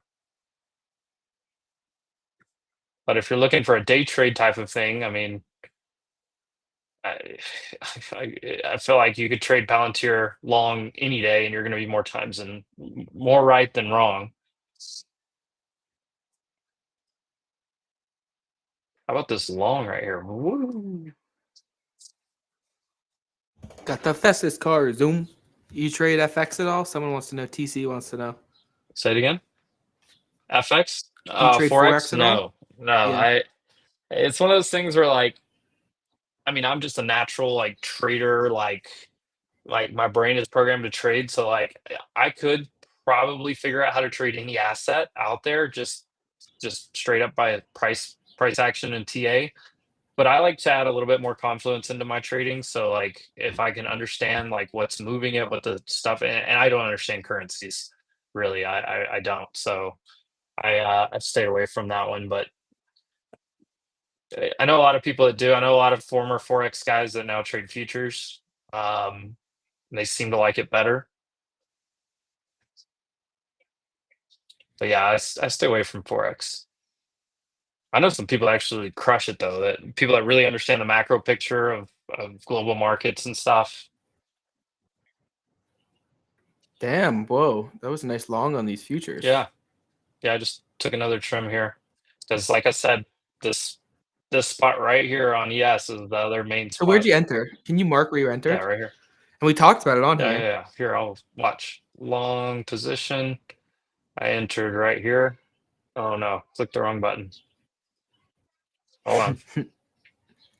Right there.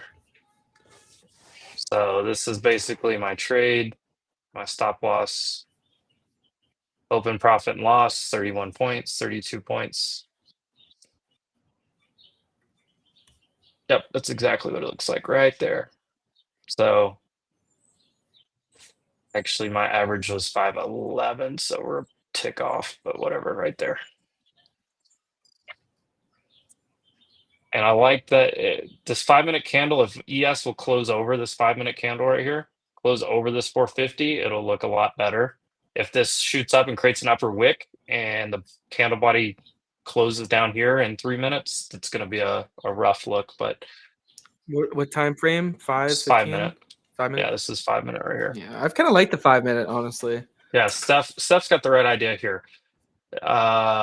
Leaving a runner risk free. Yeah, so like for me, like let's see how much I've taken off 60% of my position and I moved my stop loss all the way up to right here. So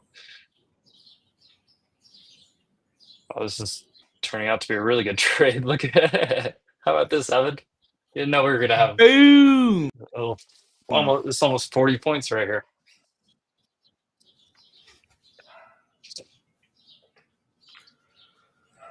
We're about 30 minutes away from those 24-hour single stock markets opening up.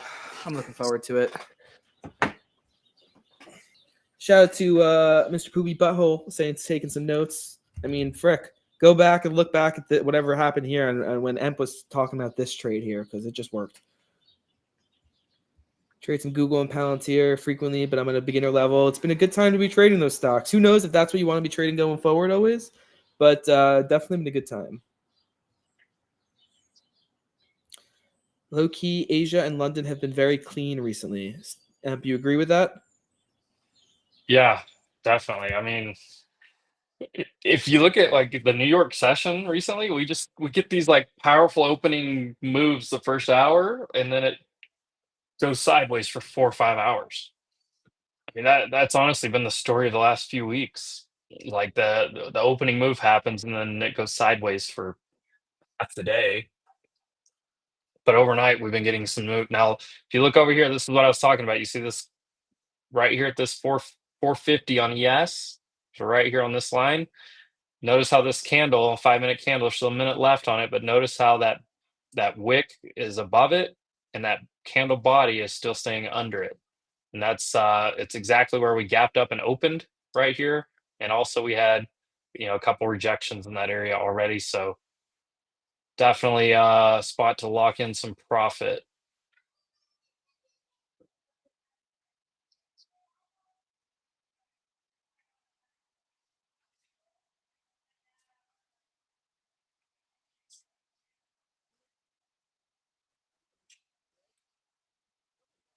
I wish I could be up. The London session's probably been one of the cleanest ones to trade. That like right around London Open, but that's just like too middle of the night for me. What time is that? like 3 a.m. Eastern. Yeah, fuck that. I need my sleep. Yeah, it's tough. Buckhead, I see. Yeah, you're welcome, Buckhead. Buckhead, if you see that comment, Evan. So, but there's an important point here. It was great confluence, is what Buckhead said here in the chat. What I'm saying, like that's the key, right? So, like, one, these streams have a slight delay to them, just like spaces do, but it's never, It's hey, actually it's never, hey, like I'm gonna follow somebody's trade. It's like, okay, what did they see that goes with what I'm seeing, and does that line up and give me more confluence? I do this all the time where, I'm looking at a trade, and if I hear, Maple or Frank or somebody on our spaces, KC, saying that they're taking a trade, and I'm kind of looking at the same trade. I'm like, okay, I've got they're seeing something the way they look at it that looks good, and I'm seeing it the way I look at it that looks good. It just gives me a little bit stronger confluence here. That's the correct way to do it, Buckhead. Here we go, Jarrett. 30 minutes. 30 minutes. This is, maybe I would like to also say at some point, I wish it's timestamped here. You did say, a little bit of a boring session or something, and then this guy takes a long off the bottom. Yep. I started, I mean, it was Boom. almost an hour ago. I think. All right, I 45 want to minutes ago. quickly let me pull up my screen and let's one more time. Maybe let's go through some of the events that we're looking forward to this week. It's going to be a very, very busy week, and I just want to quickly go through this one more time. We did it very early on in the spaces. Maybe even the craziest week of the quarter. The place where that's starting is the earnings calendar. We have, let me zoom out of this, SoFi, PayPal, Spotify, UNH, and a bunch more, Boeing, Royal Caribbean, Procter & Gamble, etc. All that's literally just Tuesday morning. I'm not going to read out every single name on here. We have 1, 2, 3, 4 Magnificent Seven names reporting earnings. Robinhood, FinTwit favorite. Coinbase, FinTwit favorite. SoFi, and a bunch of other FinTwit favorites. I said this earlier. I watched Ford versus Ferrari this weekend. I'm committed to watching it at some point or within the next month. We got Ferrari here. We got Ford here. You guys didn't know Ford worth around 50 billion. Ferrari like 125, 150. So there is a winner there. There is a winner there. United Health Group. We are watching this one. We're going to do a conversation on this one. I think that there is some volatility in this name coming up here. I don't know if it's up or down, but I feel like we're at a point. I know Jordan said, hey, maybe it's a touchdown to where the end of that previous candle. We maybe go up to a half gap, test it, come back down. And if you can, a failing of a bearish move is bullish. So who knows at that point? There are a lot of ways that one can end up playing out, but I think volatility in a name like United Health, which may not have been there, might be back. We'll see. GE Healthcare, I want to continuously watch that one. You guys know I've been in Honeywell a lot. One of the things that I'm watching for is them splitting their company into pieces. The best case scenario of that so far has been General Electric. You would love to see those ones continue to play out. But a name that I'm kind of lightly watching on the background. I'm going to stop talking on this, and maybe we'll dig in a little deeper in a second. The point being, we have a very, very, very packed earnings calendar this upcoming week. Let me take a quick look here. U.S. Treasury Secretary Bessent is scheduled to meet with Chinese counterparts in Stockholm for further trade talks on Tuesday. And I'd imagine that's going to go into Wednesday and continuing on. We did hear a story that the U.S. and China are going to extend their 90-day tariff or extend their tariff pause for another 90 days. Apparently, that was from the South Morning China Post. I don't know if that is CCP affiliated. It was saying it was a Hong Kong-based newspaper, but I don't know. I didn't do the full research into it, if that was Chinese central government or a rumor, but seems like 90-day tariff extension is what is currently expected right now coming out of those U.S.-China Tuesday talks. Federal Court of International Trade on the U.S. Federal Circuit Court of Appeals will hold hearings on the Court of International Trade's ruling on the International Economic Emergency Power Act tariffs. Yeah, that's not going to stop them. All right, and then I did also we haven't want to heard talk. anything. You remember, Yeah. like you brought that up, but we haven't heard anything on that in a while. When they started challenging the tariffs in court, Yeah, that's not I going to was stop like, them. "What?" Yeah, I know, I agree, and that was also like we haven't even heard an update on that since then. Well, sounds like Wednesday. Courts also kind of go slow, you know. I'm not totally surprised on that one. Sorry, I was I looking did away. ask Grok on the South China Morning Post. It is not directly part of the CCP nor the state-owned enterprise. So just to throw that context Well, in. ask indirectly. Sometimes that, you know, direct. Sometimes that Well, word direct can be doing a everything could lot of be work. indirect. A lot of work. Everything could A be lot of work. indirectly in China. They indirectly probably have their hand in everything. All right. Okay. Quickly, I want to get through this.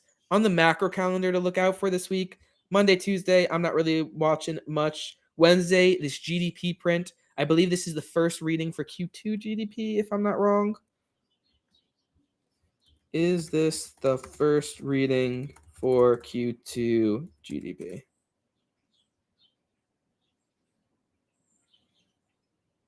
The upcoming is the advanced. Okay, so this is the first reading for GDP. Now I can say now I can be confident if I am saying fake news in real time. Could double check myself. Also on Wednesday we have the FOMC rate decision. There is a 90-something% chance that they're not going to cut rates. They're not going to cut rates. There is also no summary of economic projections, so basically nothing's going to happen at 2 p.m. Eastern. It's 2:30 p.m. Eastern. The Jerome Powell press conference. There are, including this meeting, 4 meetings left in the year. They said they're going to cut rates 2 times or by 50 basis points. So that either means we're cutting next meeting or we're kind of like, to me, the way this goes is we're cutting next meeting and we're going to hear them talk about that. So I'm very curious around this 2:30 p.m. Eastern thing. I mean, I guess maybe some people are saying we only get one cut in December. I think that's what Ali was saying, if I remember correctly. But hopefully she'll be coming on the spaces on Wednesday. Looking forward to that. We'll be live throughout the entire week. Thursday is another really big morning. I've been doing my morning show more. And by the way, we're going to be doing that here. Initial jobless claims, always something interesting, but really Thursday, PCE. This is the Fed's preferred inflation index. That will be coming out 8:30 a.m. Eastern on Thursday morning. And then Friday, August 1st, which that August 1st date should ring some bells.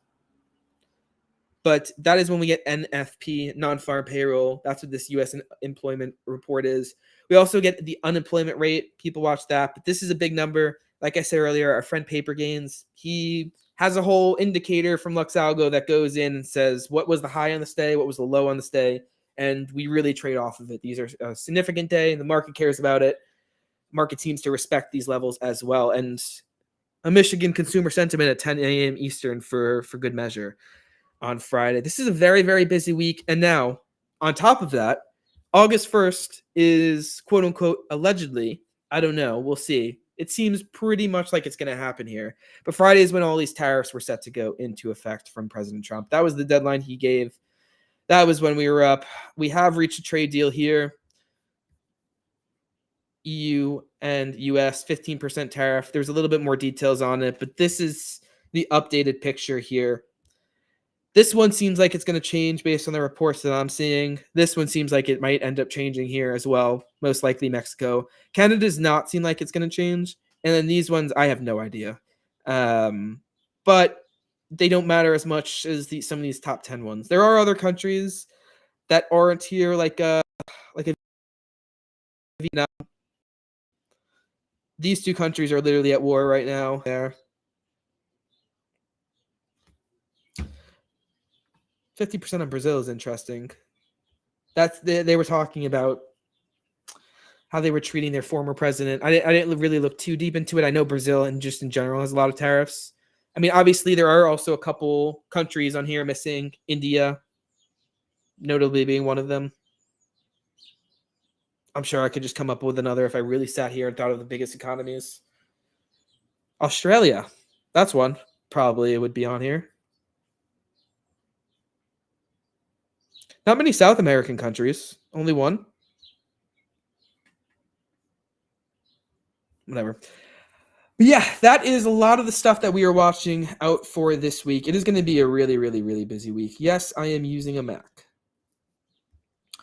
What do you think of Robinhood, Roblox, Google, AMD, Nvidia, and Palantir? That's a lot of stocks. Let's then run them through some of the earnings hub score. I like this earnings hub score. We've been using Hood's it. gonna be very interesting. They report on Wednesday. Yeah. So listen, You're gonna be asking a question, aren't you? I will be. Oh, actually, I don't think I'm going to be asking a question. Now, the reason for that is anonymity stuff, but I will be associated with. I will be in the building. With a question. Yes. I will be associated with a question, is what we'll say. Yeah. I think that's a good way to go. But I'm chilling there. I also, by the way, I think I could say this. If not, who watches these things anyway? Coinbase, they invited me. They're doing a little like Q&A that I can report on stuff on with Brian Armstrong and I think the CFO as well. So if any of you guys are watching Coinbase and coming out of it, have any questions you want me to ask them, let me know there. But I just want to run some of these through the earnings hub score and see what they're saying. See if there's any like anomalies here. This is just showing. I don't know. I don't even care about showing it that much, but I'm good. I'm good when it's like expensive and high revenue growth. It's the what Tesla looks like, which is pretty ugly. D's, double D's, Rosie Perez, big Kanye guy. We're almost at 20,000 viewers, guys. That is insane. I need a water, but I don't know where. Okay, good. I found it. Water sip. Or 50% from breaking orb high. What do you think this is in reference to?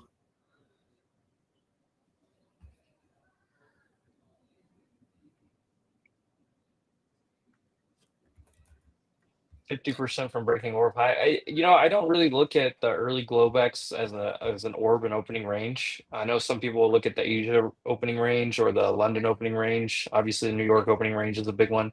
I don't really look at the Globex opening range, but I do know some people look into that.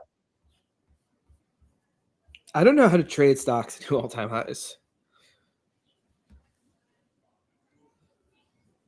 I can trade the futures a little bit. I've figured out how to like size down basically, like I don't know, just change up my strategy a little bit. But all-time highs is my least favorite trading. I mean, my long-term portfolio looks fantastic, right? So I'm just enjoying the ride over there for the most part. But trading at all-time highs is a very difficult thing because all you're really using is extensions. Whether it's fib extensions or range extensions, whatever your preferred version is. But price discovery is a tough thing to try to trade. There seems to be this trend line that it did try to break above. Well, it did for a second, fell back into it. But I mean, this wouldn't look bearish, right? And then, I mean, maybe I'm seeing this level starting to go here.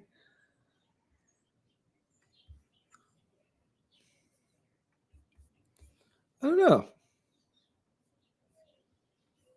I can't do fibs. What do the fibs say? You want to? I mean, how do you even pick where you run the fibs from? It depends. Some people use trend-based fibs. Some people use fib retracement. I'm more on the retracement camp. I got the fastest water sip ever. Hey, listen. All of us are good at some things. Some things are more useful than others. I'm glad we found my skill on the stream. Oh, okay. For the current trade you're in, what would you kind of use for your final target price? So I have that R2. Yeah. Oh, she's looking better now too. Damn. So I have this R2 level up here, and that's kind of like where I'll just be taking my profit. It'll be right at a 50-point gain on NQ. Pretty solid game for Sunday night. I mean, if you're really looking for can I ask you something though? On ES, were we talking before on that red go the 4 candles back, basically from the current one, that one there. That was where we were talking, wasn't that? Did you just throw a wiener? Zoom in. No, so like right here, this candle. Was that where we were talking about? We didn't want to fall under, and it did. Well, I didn't want to wake above and do this, but once it did that, you see the next candle. was red, and then the EMA caught up. This is VWAP right here, and the next candle bought up, and this is an engulfing candle, right? So you have a green candle that was bigger than the red candle before, engulfing candle. So that's a good sign for continuation a little bit higher.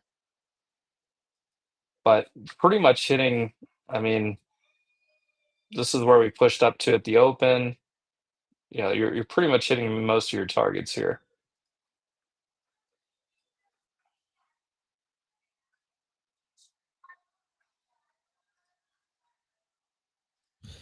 Here we go. 15 minutes. Watch it just be a dump. We get to 24 hours more open. Everything dies. You will get some volatility when that happens, by the way. We should get an upward boost, I would think.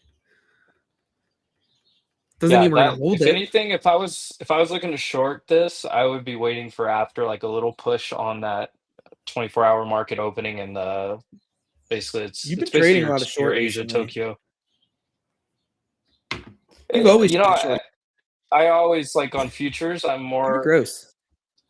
so like look, I'm long on my portfolio, and I trade probably 2/3 of the time I'm trade short on futures, but those are short-term moves within bigger long-term moves, right? Shorts move faster too. If you're a kind of an active trader, your grinds to the upside are typically slow, and your shorts typically move much faster.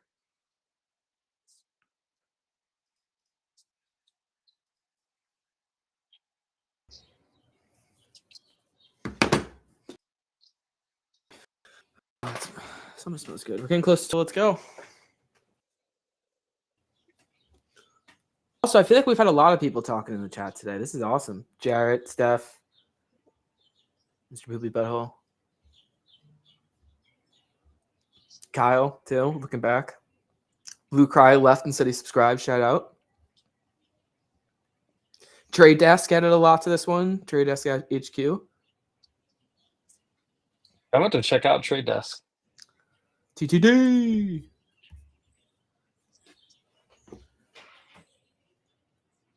All right.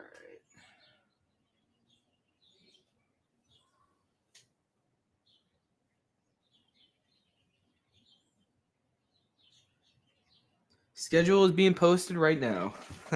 I see it. Get a lot of notifications coming your way. P and Chad. Check out the schedule. Let's see what we got on the Wolf Spaces calendar for the week.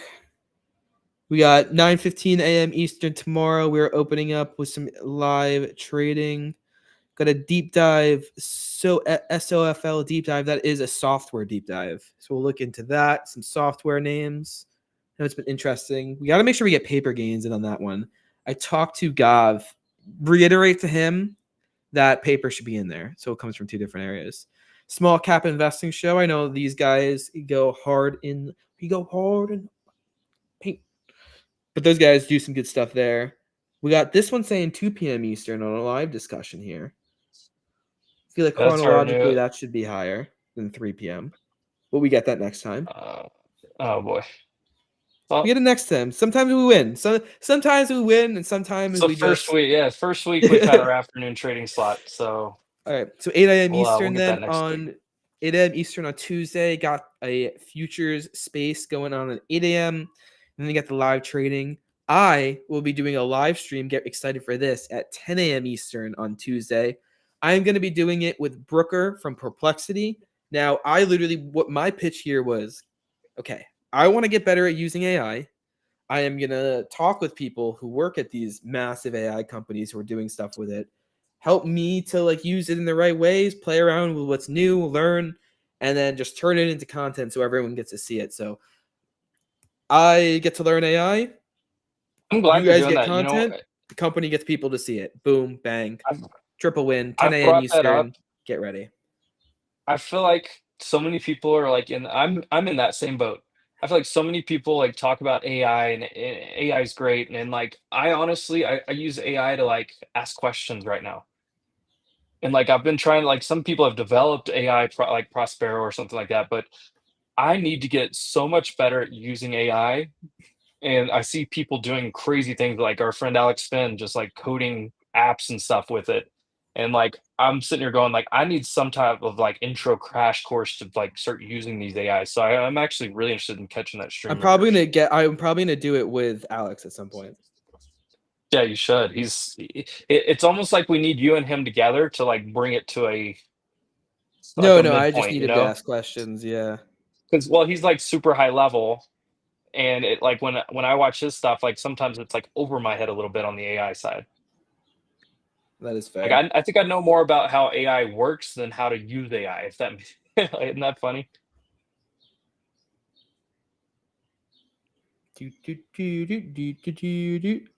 All right, here we go. First of all, shout out to Mr. Poopy Butthole saying subscribed as well, liked your guys' content. Sorry for the username. Made it when I was a kid. I am a fan of Rick and Morty. You are okay. You what? What's your name? What's your name so I can at least call you that? Chat knows who I'm talking about. And then Jarrett, shout out. I like TTD and Zeta. Bigger position in TTD. Also, could just say bigger piece of shit.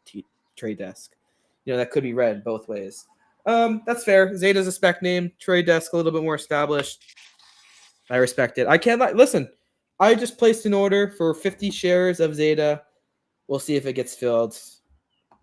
I'll probably sell this pretty quickly if we go up, but I don't hate the play.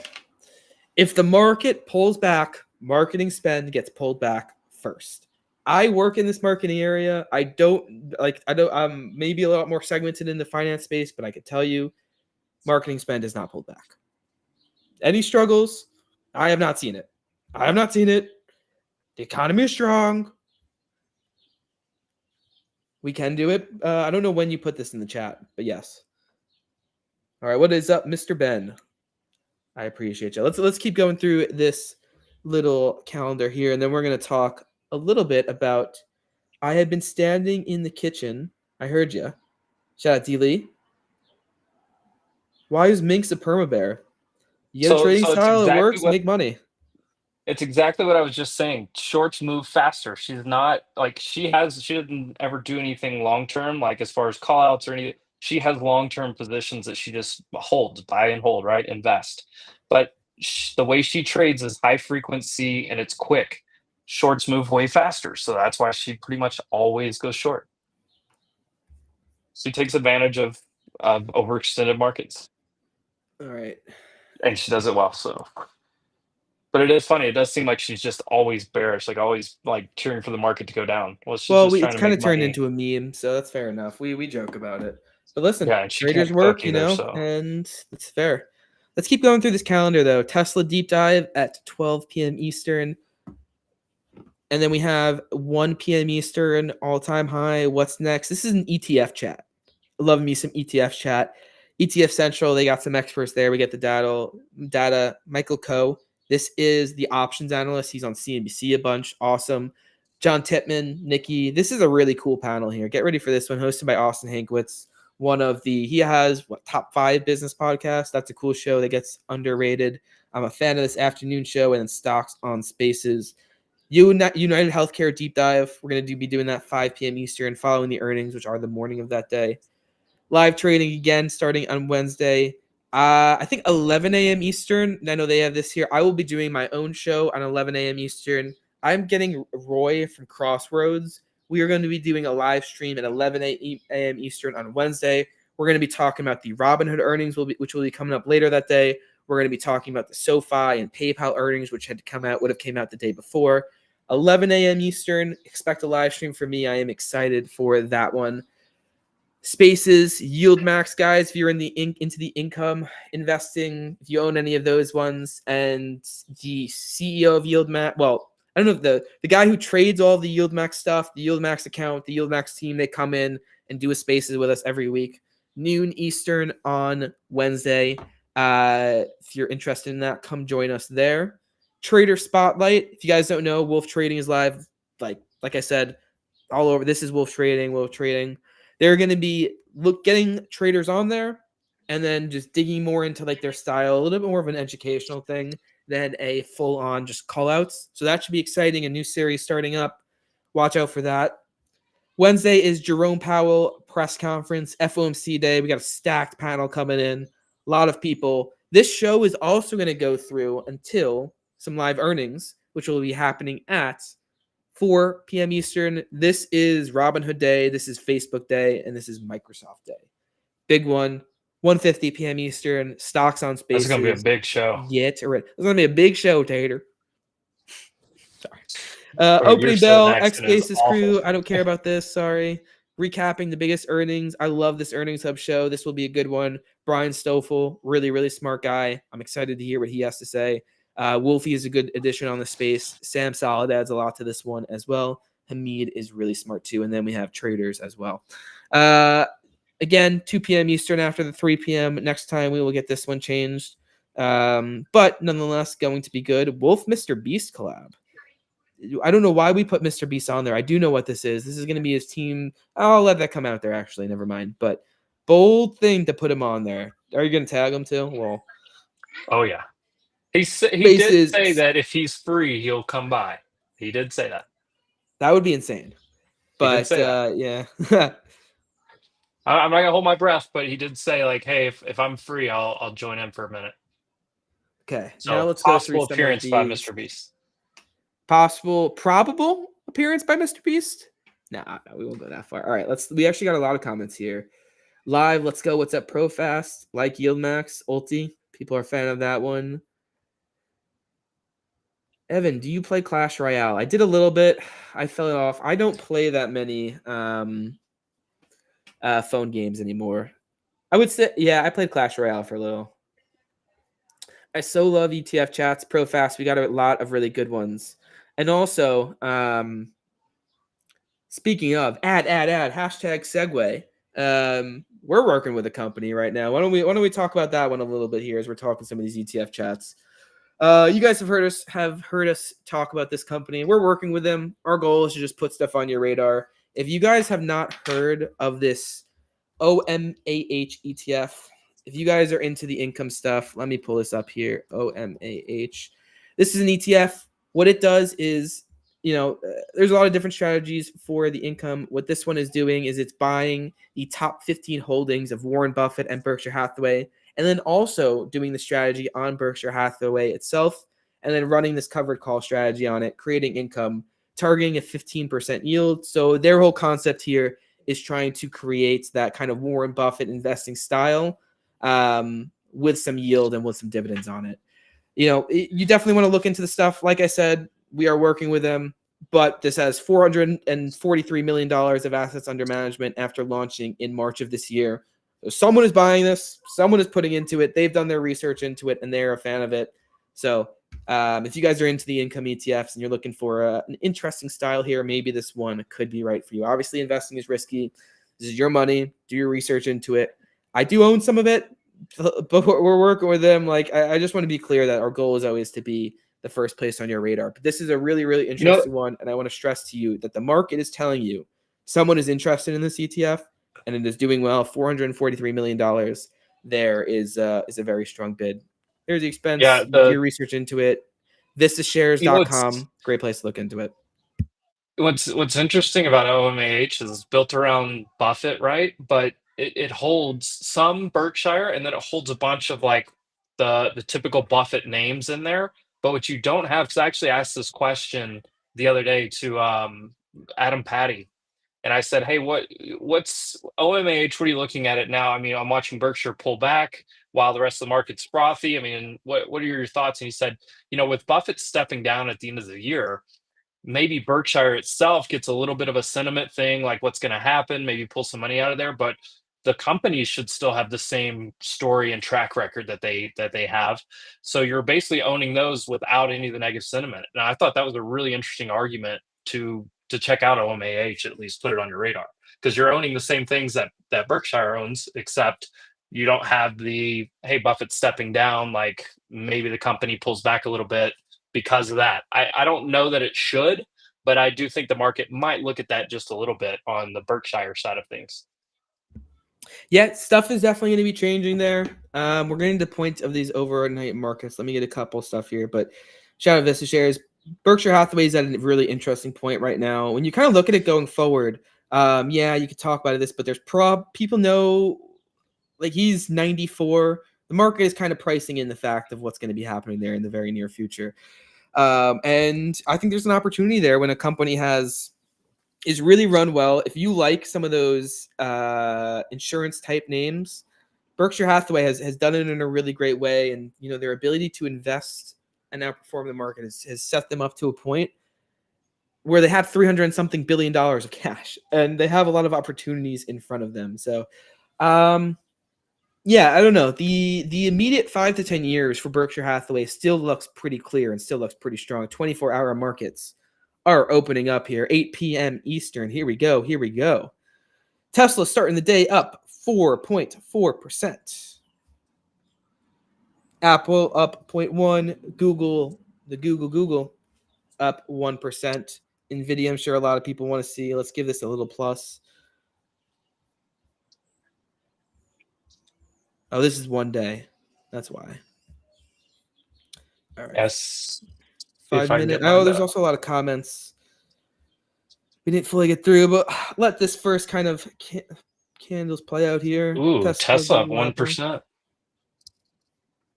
I want to run through a couple more of these comments too. Yeah, absolutely. Yeah, actually not. You're right. We'll do that in a second. Go for it. Well, whichever direction you want to go. I was looking at these overnight prices as they just opened. Tesla up 1.2. Broadcom is up 0.85, almost 1%. Why do I see Tesla up 4.8 on this? I don't know. Mine says 1.3. Let me look somewhere else. That's what I'm looking at. I see 1.5 now. No, I see 1.5 too. So is this just wrong, or maybe I need to refresh? Maybe I need to go off this. By the way, I did just get filled on some Zeta shares. I am now the owner of Zeta. I bought, Jarrett. I am the owner of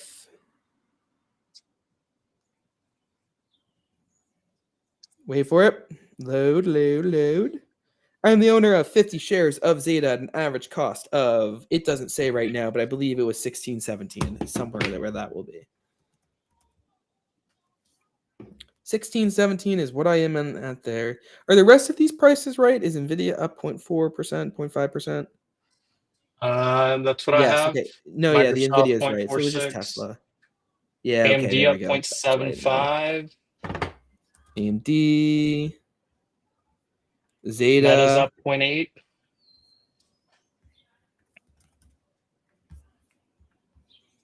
Okay, a couple more of these comments. You guys are amazing. Twitter Spaces, Enki, we appreciate you for being there. We love them. Shout out Jay from from Tidal, and he's the guy doing the trading or leading the trading team behind Yield Max. 5 min. I missed this comment 5 minutes ago. We get like 10 comments, and here I am missing it by 5 minutes. Shout out. Evan, when face reveal, I'll probably be forced at it at some point. I kind of saw it a little bit earlier.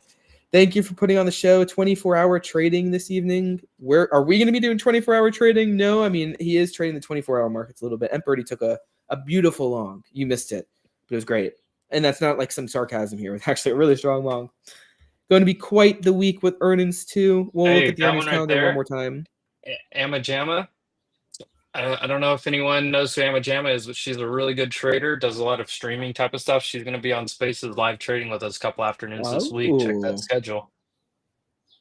That's exciting. I'm excited to have her on. She's 2 p.m. Eastern a lot of those days? Yeah, she'll be, I think, Monday and Wednesday, 2 p.m. she's coming on with us.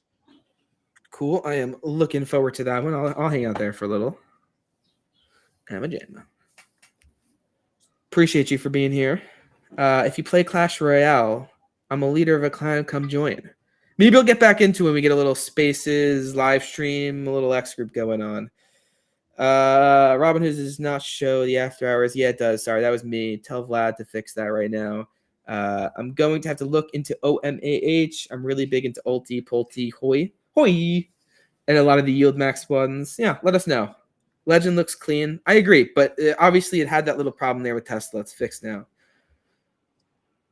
Yeah, Legend is clean. I enjoy it.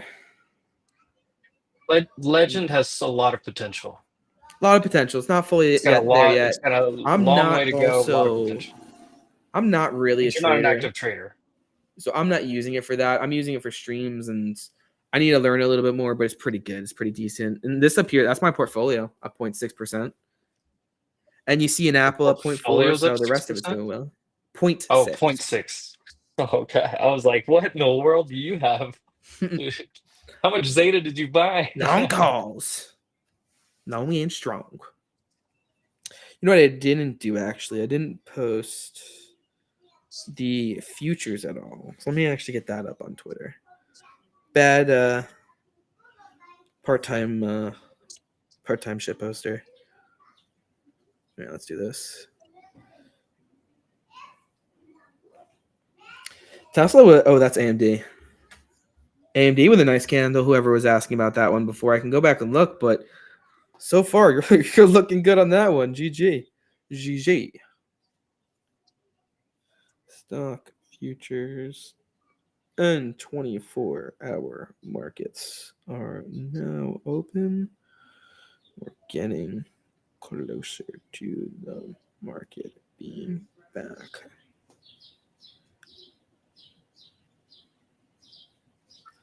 Sorry, just making a post. A lot of people are surprised when I say I don't really use AI to make posts. I'm actually physically going in and doing all of them.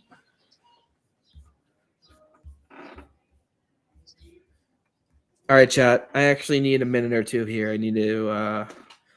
I'm getting called from outside. Should I keep my screen here, or you want to? I'll keep my screen here. Either Just way, give it a second. Nothing crazy. I've got my own stuff as well. I'm leaving. If any says anything weird, I'll tell you his IP address when I come back. My IP address. Well, I can't highlight comments, but I can still look at the comments. Of course. Yeah, Profess. I hit a long earlier off of 510. I got 511 was my average. I already trimmed out most of it.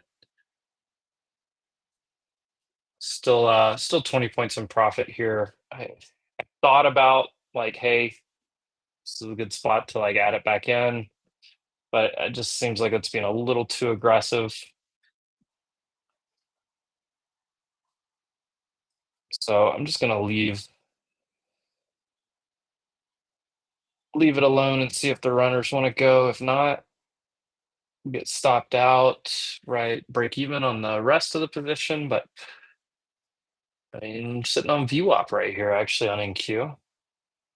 Could be very interesting.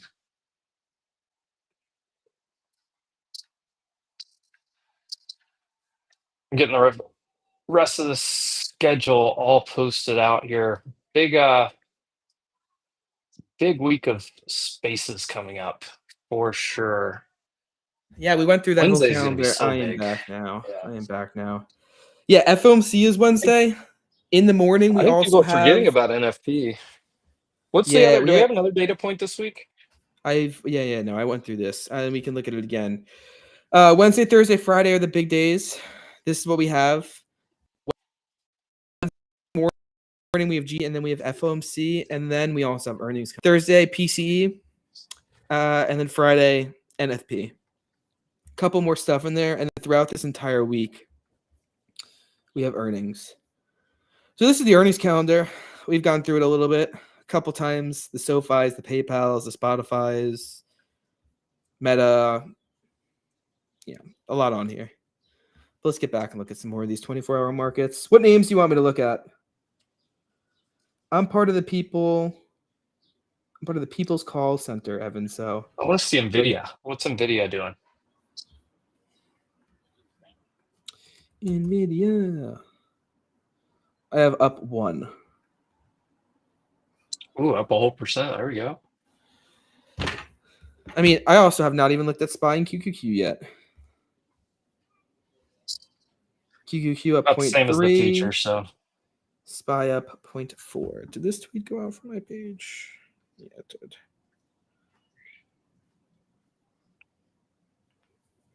You get a lot of followers. Canadian Prime Minister to unveil new cost reduction measures tomorrow. Sounds like some coping. No, I'm kidding. What did I just say before that, though? Something about followers. Oh, you got a lot of followers this weekend. I saw the Jordan shout out. Baidu and Rivian. Yeah, I think I got a decent amount, but I mean, what I'm really fired up about is Wolf Trading.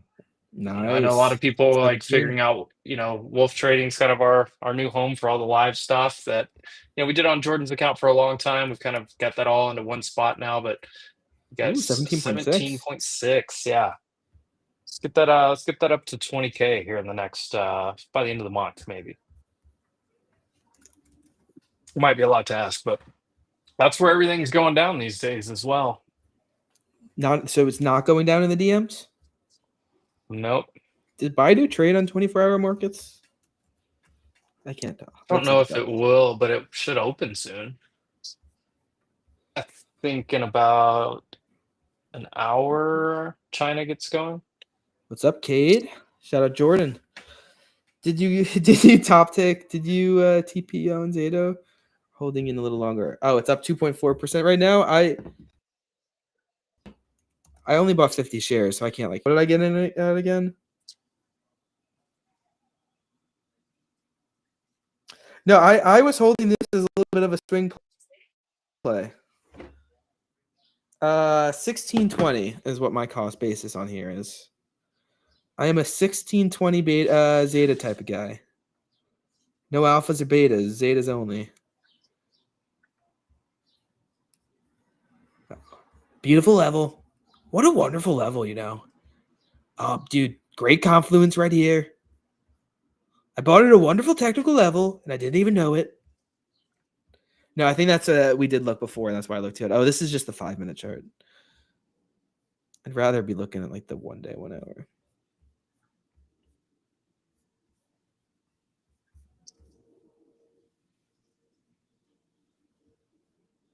Wow, it's actually yeah. I did say this before. It really is at a significant level right now that you want to see it hold above. Nice wedge.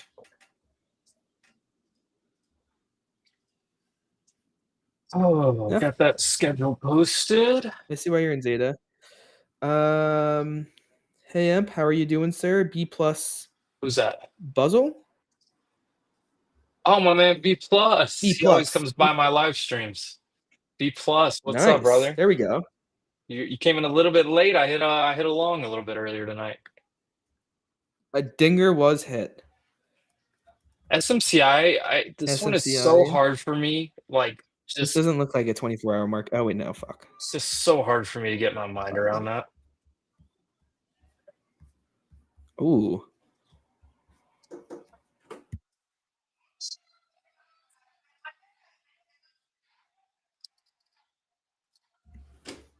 All right.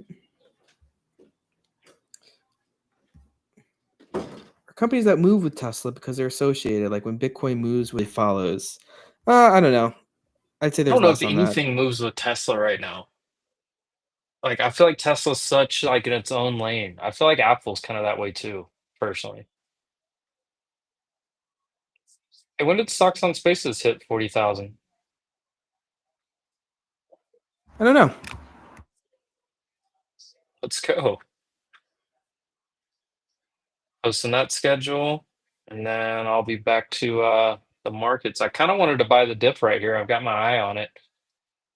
I don't wanted to like take a little second shot at it here, but I don't want to get too aggressive on a Sunday night. But like I said, you usually get a little bit of volatility right at that open, and if you see like 5 minutes before that 24-hour market open, we shot down on the futures a little bit, and then trying to get a little green candle back up here. So see how it plays out.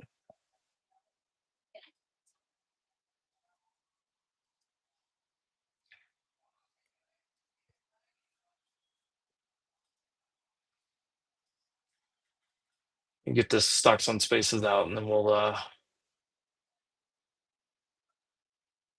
Yeah, you're good. I just need a half second.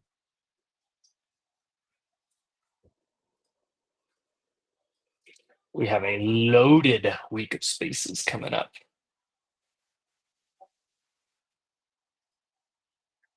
Wonderful week. The best week, one of the greatest. That's what they're saying. The greatest week is coming up. All-time highs. I say, what's with these highs? Why are they all-time highs? It's going higher. The best highs you've ever seen The golden age of America is coming back.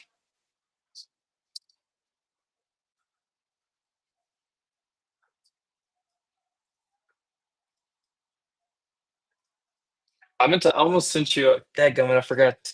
I thought I saved it too. There's another guy that does a Trump impression that just crushes it.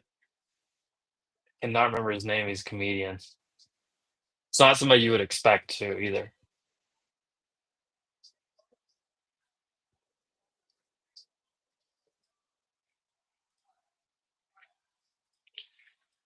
There was the oh fuck, what's his name? Shane Gillis who did the one. The biggest week Shane of the Gillis quarter. he's very good. Very good. But this other guy, probably not as good as Shane Gillis, but like just a very like on point. He's one of those guys that like I feel like he can do anybody's voice though. I just can not think of his name right now. Palantir up another 1.5.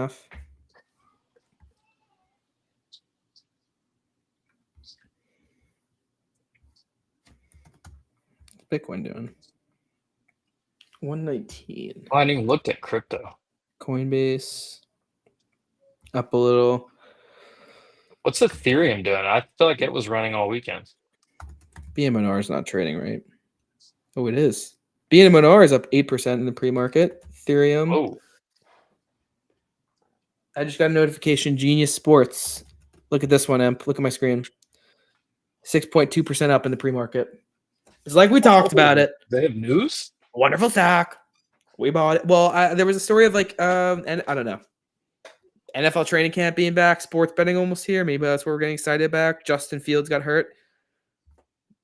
They're trying to keep the Jets down because they're afraid of us. Just got that notification go. American Eagle. AEO. This was the Sydney Sweeney play. Frank Caliento. Is that who you were talking about? No, I think it's James Austin I think his Johnson. name's Godfrey. I am a Jets fan, Jarrett. Unfortunately, but yes, I am a Jets fan. I really thought that first Rodgers year was going to be it. One of my best moments that I can remember as a Jets fan, besides BTCI up, shout out Neos, besides Mark Sanchez and us going far, was Aaron Rodgers running out with on the field with that American flag that first year. I'm a Josh Allen guy. I'm a fan. I watched the video last night. These guys were trying to guess the last quarterback to win a playoff game for every AFC team. And I believe is it Mark Sanchez for us? I believe the Sanchez was who the else one. would be? You forget it. We went to the AFC Championship game 2 years in a row with the Sanchez. We were studs. He was actually solid. He had the one little, everybody liked to make fun of the whole butt fumble thing, but he runs into butts. I told him don't do it, but he couldn't. The butt was calling. It was a big butt. Big butts. It was a really big butt. And I cannot lie. American butts. Now that's I watched I'm telling you, dude, YouTube Shorts is actually pretty solid because it was the reason I watched Ford versus Ferrari is because I saw a clip on YouTube Shorts. Is it? Would you say this is the biggest week of earnings of the whole season? Yeah, 100%. Not even close. Last week was the only one that can compare. Yeah, nothing else is close to this week. So many companies. And listen, let's pull this back up. This is just filtered by popular. If you filter it by 1 billion, there are a lot more names. So let me zoom out like this. There. And maybe I'll keep it on the screen. For me, I have ADHD. This is so overwhelming. This is why I like to hold it unpopular. But like, there's just so many. I do. Oh, that's crazy. No, I do. I do 10 billion because I mostly look at large companies. So I do 10 billion market cap no matter what. And then I do 100 billion if it's like a week like this. But next week kind of has more. Let's see. Next week filtered by 1 billion. Did I lie to you and say next week is more? Next week does have more names, but I don't know if it's bigger. The fact that we have the 4 Mag 7. You get 4 Mag 7s, yeah. 4 Mag 7s. You also hit too many buckets this week because if you look at like some of your industrials. You look at like you have Exxon and Chevron on Friday, so you have like your like oil and gas side of things, energy side of things. I mean, I just feel But like look you at next hit week though. So we have Palantir Monday, Palantir Hymns. This is a FinTwit favorite. Axon too.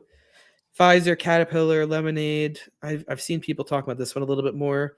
AMD, Supermicro, Arista, Rivian, ALab, Upstart, Loose. This is going to be Toast. one. Snapchat, Toast. I know Stock Talk's been talking that one as well. Shopify, McDonald's, Uber, Disney, Oscar Health. Oscar Health going Wednesday the 6th. Unity, Airbnb. There's a lot of names coming next week. Okay. I know we were talking, Mr. Trade SHQ brought up Rocket Lab during this. Little play on words there. Eli Lilly, Constellation Energy. So the way, by the way, these are ranked is how many people set notifications for ones. Constellation Energy, CEG, is more popular on here than Do you Eli do that as Lilly. well, Evan? Wait, no, it's I not. It's went in because and I did have, that. never mind. It's because I have a thing on it. I lied. So I like lied. I went in and did like like big companies that I hold. Like I went in and just like added No, can them I be to honest like with you? I alerts. don't even know what this is for. I don't know why I have that one. Well, I did it. I'm QBTS. telling you.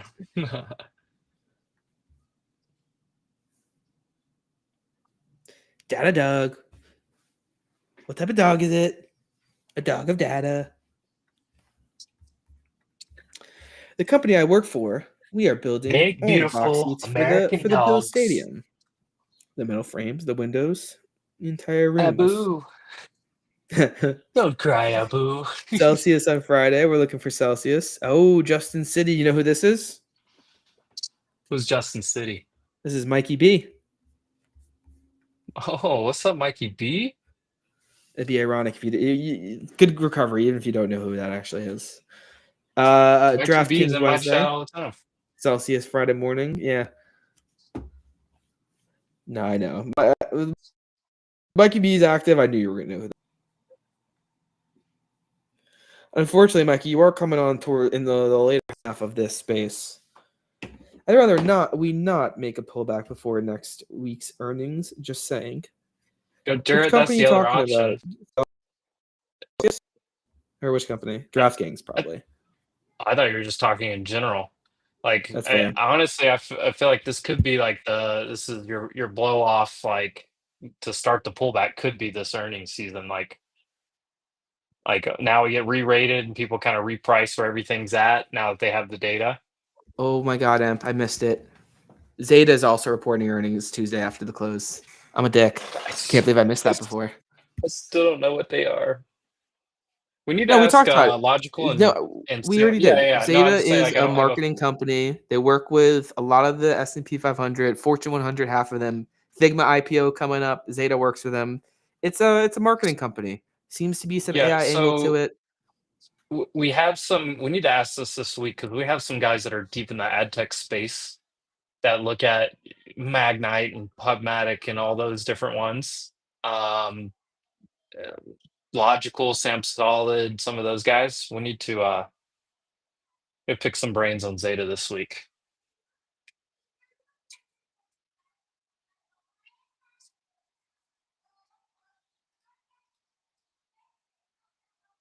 Emp, you back to looking on the screens a little bit, or are you still posting the calendars? I just finished. Nice. Let me give you back the Just screen. finished. What are we looking at? So, well, we Well, still first look held, back. by What are the we way. seeing? Well, we held basically right around. Okay, so here's like I said, this candle was 5 minutes before the 24-hour markets open. You get a little volatility, so we're up here. Get this little volatility as futures, 24-hour markets open and Asia opens, and then boom, we're gonna bought right back up. Now, once again, this 450 on ES, the S&P could be a problem right here. But look, I mean, we held some nice stuff. The 21 EMA caught back up. So we'll see. I'm still long. I didn't add. I was mentioning. I think you stepped away for a second. I mentioned this would probably be somewhere I'd think about adding if it wasn't a Sunday night. Like the volume's just kind of low to me for even for like the good news that we had and the gap up. The volume is pretty sparse right now. But still keeping my eyes on it here to see. I really want to get up here to my full price target, which would be 50-point trade. But it's starting in that territory where I think we could start to get the overnight fade a little bit.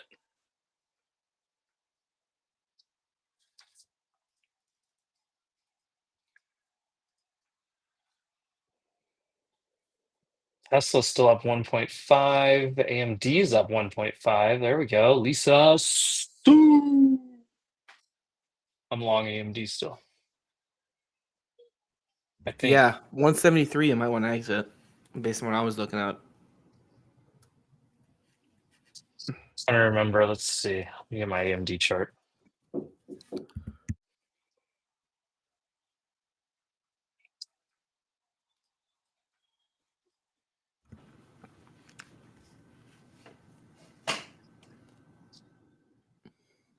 $170.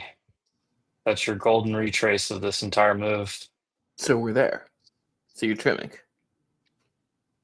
I mean, I have options, so I closed out most of them. I think I left one little guy. But That's on fair. Friday, I traded out most of them. But Maybe you say we're here. All right, I'm starting to yawn. I'm getting tired. I'm just getting fired up on some Modelo here.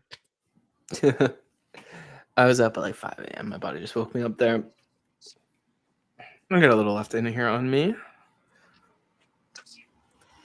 What else? Yeah, see, I don't like the fact that we keep rejecting right on that level.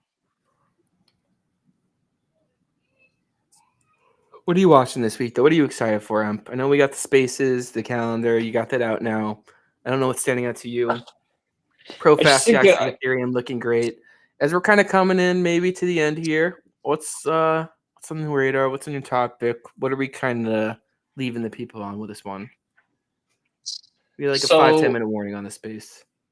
Yeah, so for me, I just think I'm excited that there's so much going on because we're going to get a ton of information. We're going to get to hear from Powell. We're going to get 4 Meg 7 names. We're going to hit a bunch of different buckets on that.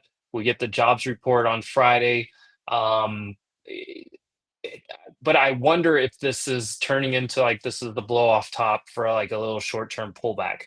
That's kind of what I'm feeling like the setup is going towards right now. But who knows how far this could blow off? I mean, if you go to your SPY chart, I mean, honestly, I could see this like 648, 650, like just completely blow off and get us there. Where are we at right now? 640. So we're right here. I mean, I would like to just go ahead and see it blow off and take a little bit more profit and then wait for it to come back down into this area to get long again. But it's price discovery mode. I mean, I'm not going to fight it, and I'm not going to like sit here and keep trying to short it and it just continue to float higher. But I wonder, is all the good news for the short term out of the way? Because it seems like what's the last piece we have, Evan? Would you say? I mean, maybe a solid China deal, other than we have the EU one that we got basically today. Yeah, I feel We like there's have like a I pushback on would China. I would never discount upsides. Maybe some Nvidia comes out with a new AI chip. Maybe some other company does this. Maybe it's some breakthrough. I don't know. You never know Yeah, where upside or downside could come from. well, you can all, yeah. I'm just saying, as far as We're past the expected predictable news, stuff. so I think the only predictable piece that you could get left is China. So then you get to unpredictable, But and I don't think we have any like. I think you could get some unpredictable stuff. here's what I'll say is I think in a market where you don't have any headwinds, the market's moving higher. So No, I do think. I mean, at this point, I think we just do continue higher. I mean, yeah, but I think we it's have a gonna short drive term it up. pullback in store because I think I think we're starting to get a little too frothy to the upside, and maybe earnings does the blow off. Maybe the earnings starts the like, hey, let's come back down to earth a little bit, like maybe a little touch and go type of thing. I mean, from basic technical analysis, a back test of previous all time high is not that out of hand right here. So like I mean, that's literally from where we're currently sitting. It's not even a 4%. It's right at a 4% pullback from where we currently are Makes sitting sense. at. That kind of makes really good sense to me. Now, we may not even get that deep of a pullback. We may just pull back to the 625 at some point and just kind of level up, level up, level up. I mean, that's kind of what we've been doing.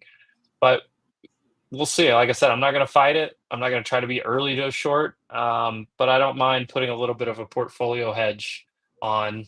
Yeah, Buckhead. I like that comment. That's kind of funny. Let me hit ProFast first. Yep. How was the Yield Max at NASDAQ? It was awesome.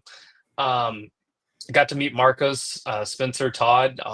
Todd, I'll tell you what, I liked everyone that I met. Honestly, I was kind of shocked. Like, usually there's somebody you're kind of like, cool guy, maybe, but almost everybody I thought was super, super nice, super kind, smart people, a lot of different YouTubers as well as people on X. But dude, Todd was like, he impressed me with just how he introduced himself multiple times, made sure you remember his name.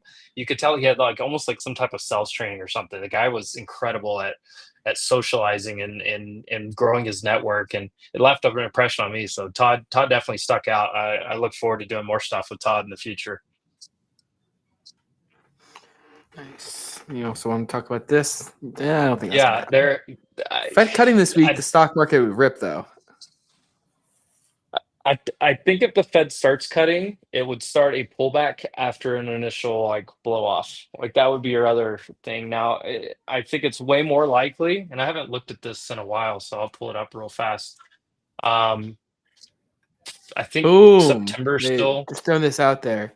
Justin City got my notifications on for the YouTube channel now. Let's go. There we go. I was checking on X. You can't set notifications for like just when I go live. So if you enjoyed this live stream and you're watching, like, I want to get a notification for just this and not 700 tweets, YouTube is the place to do that. Go and, on the tweet wherever you saw this below the live tweet. So there's a link to the YouTube channel, or just search Stock Market News on there. But yeah, come over, say hello, subscribe, turn notifications on, and looking at this FedWatch tool, was at 97%. They're not. Yeah, so there's a 2.6% chance that we get a 25 basis point cut on Wednesday. But what I did want to look at was going towards September. September is only a 38% chance that we don't cut in September, 60% chance that we end up with 25 basis points lower. As they go out to November, basically same thing. You're getting between 25 and 50 basis points cut, more likely that we're sitting. So like if they cut in September, probably hold in October, and then maybe you get that, for what they're pricing in now, you get that second cut where we'd be 50 basis points lower in December. So by the end of the year, 2 cuts is being priced in for the most. That's what most people are betting on, at least.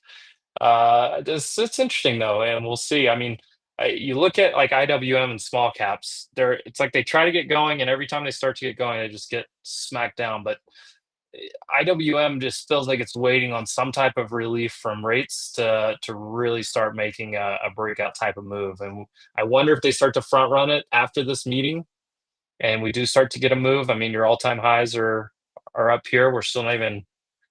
How far are we? Still 8+% off of all time high.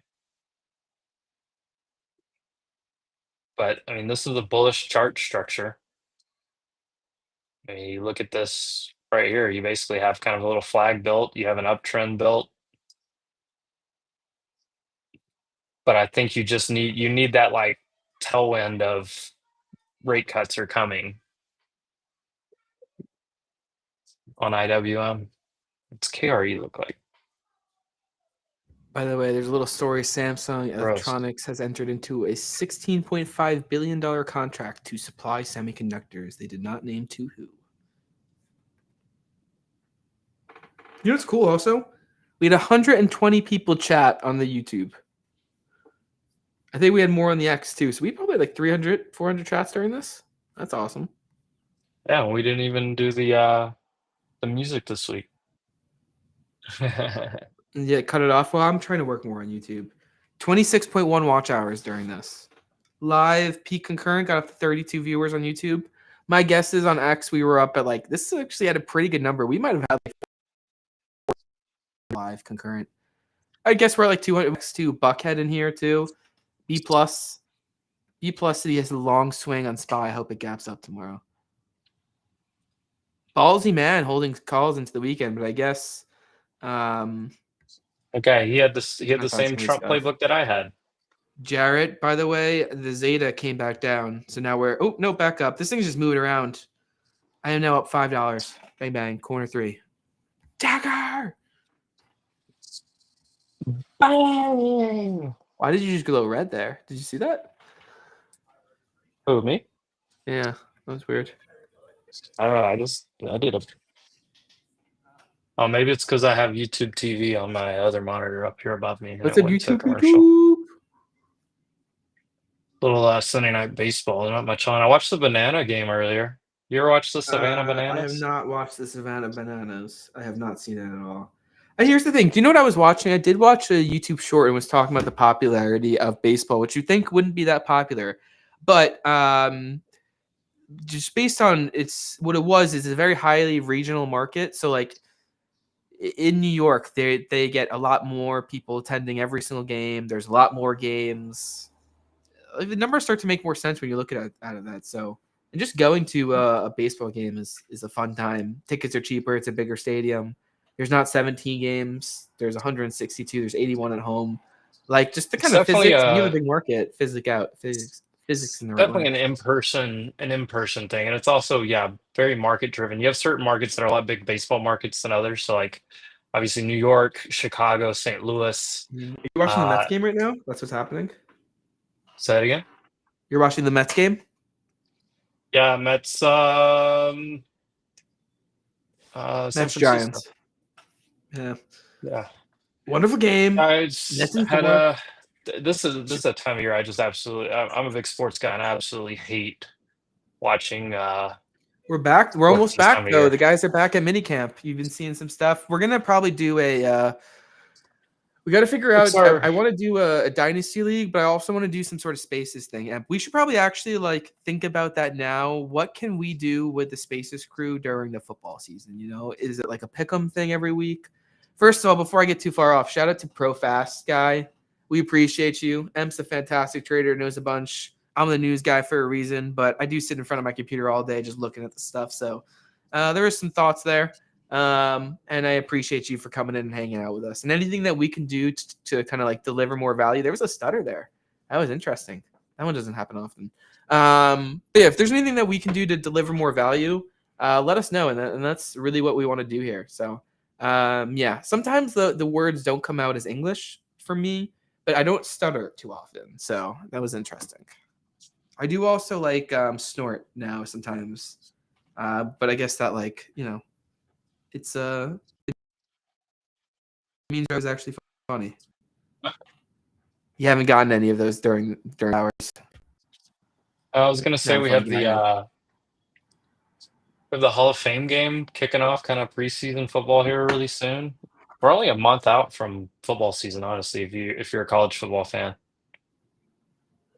Defending who won the championship last year?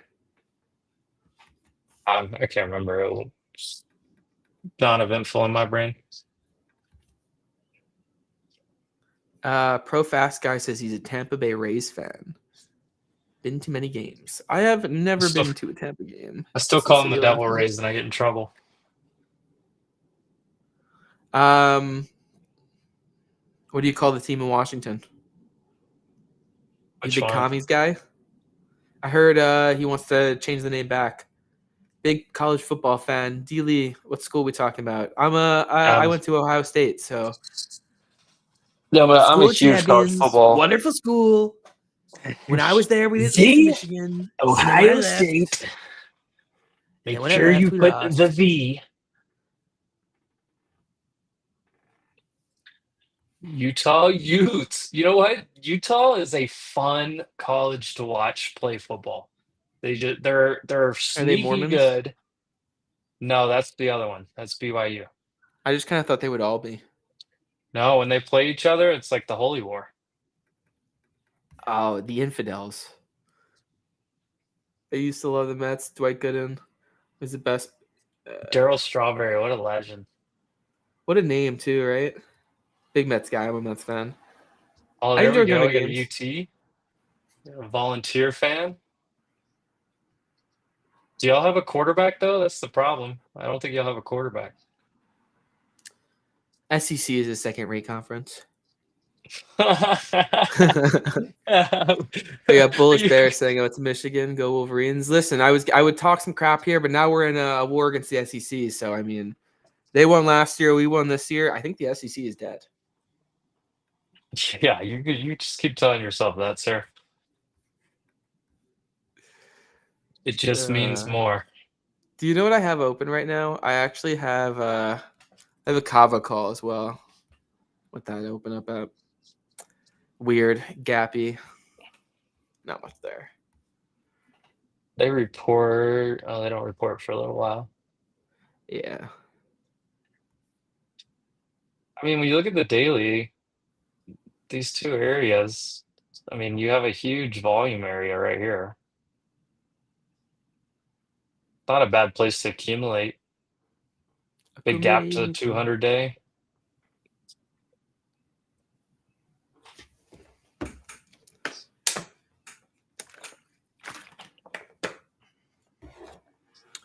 I want this long to play out so I can. We're at 23,000 people have listened to this or watched this thing. X counts it in a weird way, so it's total viewers. But I mean, listen, we have 22,000, 23,000 total viewers on X. The YouTube 285. What that number would be showing. Almost at 20K just stock market news. That's pretty cool. I don't know how many times. Maybe we stay live till we crack over the 20. I just want my trade to go to my full target. How much left are you in? So I bought 15 and I have 6 left. So you do the math, it's what, like 40%?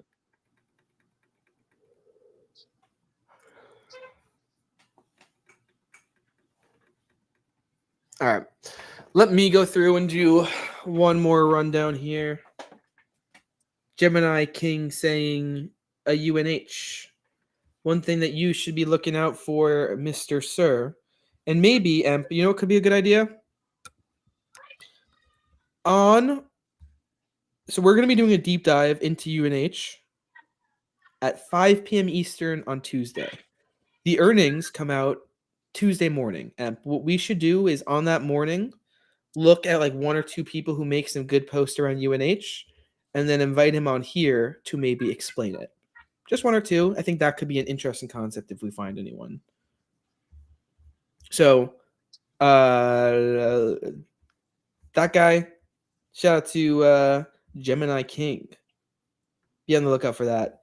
Is it time for CMG 3-day rule? I asked this question actually on Twitter the other day.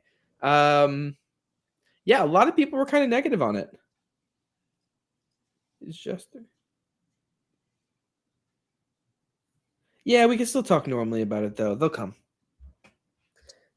University of Florida ProFast guy is a Florida Gators football fan. Used to attend UFC back in 2011. I like ProFast, but I have to say, like, my least favorite SEC team has to be Florida. Like most unlikable people I've ever been around. But I respect the passion. Grit, determination, the will to win. And, like, we got screwed by them like a couple times. For those that don't know, I'm from Arkansas. I'm a Razorback fan. McFadden got screwed out of Heisman for Tebow, and then there was a phantom call. Let's say a few years later, it was a phantom call. We should have beat Florida, but the SEC was protecting them back then. All right, recapping kind of here what I want to talk about to end it off. Earnings. I was just showing this there. I've run through a bunch. A lot of names. One of the busiest weeks of the quarter. 4 Magnificent 7 names. Watch out. A lot of sectors being hit. On the macro calendar, Wednesday, Thursday, Friday are also really, really busy. GDP, a lot of jobs data, PCE, Powell, NFP. Really, second half of the week, we will have a lot of movement there. Friday is August 1st. That is when a lot of these trade tariff stuff was set to go into effect. I'm sure you're going to be getting a lot of trade headlines this week, and expect that the Fed speakers won't also say anything until after the FOMC meeting. So you'll probably get all those individual Fed speakers on Thursday and Friday-ish. Here's a little bit more news going into the week. This was the big one. US-EU trade deal, 15% tariff, a couple other stuff. Here is what the president of the European Commission, Ursula von der Leyen, gave a little bit more of what was happening here. 15% tariff rate across the board. That is a ceiling, she is saying. There's no stacking. There are a good amount of sectors which are 0 for 0 tariffs, which are going to have no tariffs on it, including aircraft, semiconductors, chemicals, generics, agricultural. You can read that. Steel and aluminum. The talk was around fighting global overcapacity, quotas, increased energy cooperation, buying U.S. LNG around $250 billion per year. This AI chips was a very small part of it. Said they're going to use U.S. AI chips, and then calls framework deal, basically saying that there's still a little bit more of details to be worked out over the next couple of weeks. Again, this is from Ursula von der Leyen, not Trump. So, certain things which you would have to take into account, maybe you don't there. So it does seem like this is actually pretty going to go down and be hard to fall apart. This was one of the big headlines today. Another thing that we were talking about, which I want to make sure to show off as well, was this one. On Tuesday or Wednesday is when these are planned to meet. I can go back and look. China and United States are reportedly planned to extend their tariff pause by another 90 days. So expect to see that headline. Those are the two big headlines that I saw over this weekend. We got a couple more people commenting here. Damn. Emp, why is it that when I'm like, all right, tired, let's go to bed, the chat is cooking? Pro fast guy. Oh, he's on Twitter now. There we go. He's Check everywhere. out Russell. Is the Russell catch of the just day? look at the Russell. Yeah. The Russell is up 0.75%. It's actually doing very well. Isn't UNH turning into a falling knife? I think it already has been a falling knife. I don't think there's, so definitely there was a falling knife there. Well, it rolled over a second time. Yeah. It just when it started to look good back in early July, it rolled back over and lost that area of consolidation it was holding. Ooh. Really good for tariff risk in the Fed's opinion for a cut. Really bullish on the Russell, but could see demand collapse around 290. I feel like we're not going to get that this week no matter what. I find that hard to believe. We'll see though. But I mean, the tariffs are going in the right direction. There's a lot more clarity that has been put into effect than there was in the past. So hey, maybe this is a change. I don't know. I would be very shocked. I'm not even saying it's not going to happen. Very nice. Very nice. Thank you. Dow cards. All right. Amp, do we have you here or just no mic? Or just no camera? Imagine if I was on mute this whole time. That'd be crazy. That's a lot of what I was looking at. One more look around. Where's an Apple at? Up 0.4. Google. Up 0.5. A little pullback there from where the highs. Nvidia. Tesla's right there. Meta. Looking solid. Hood. Palantir.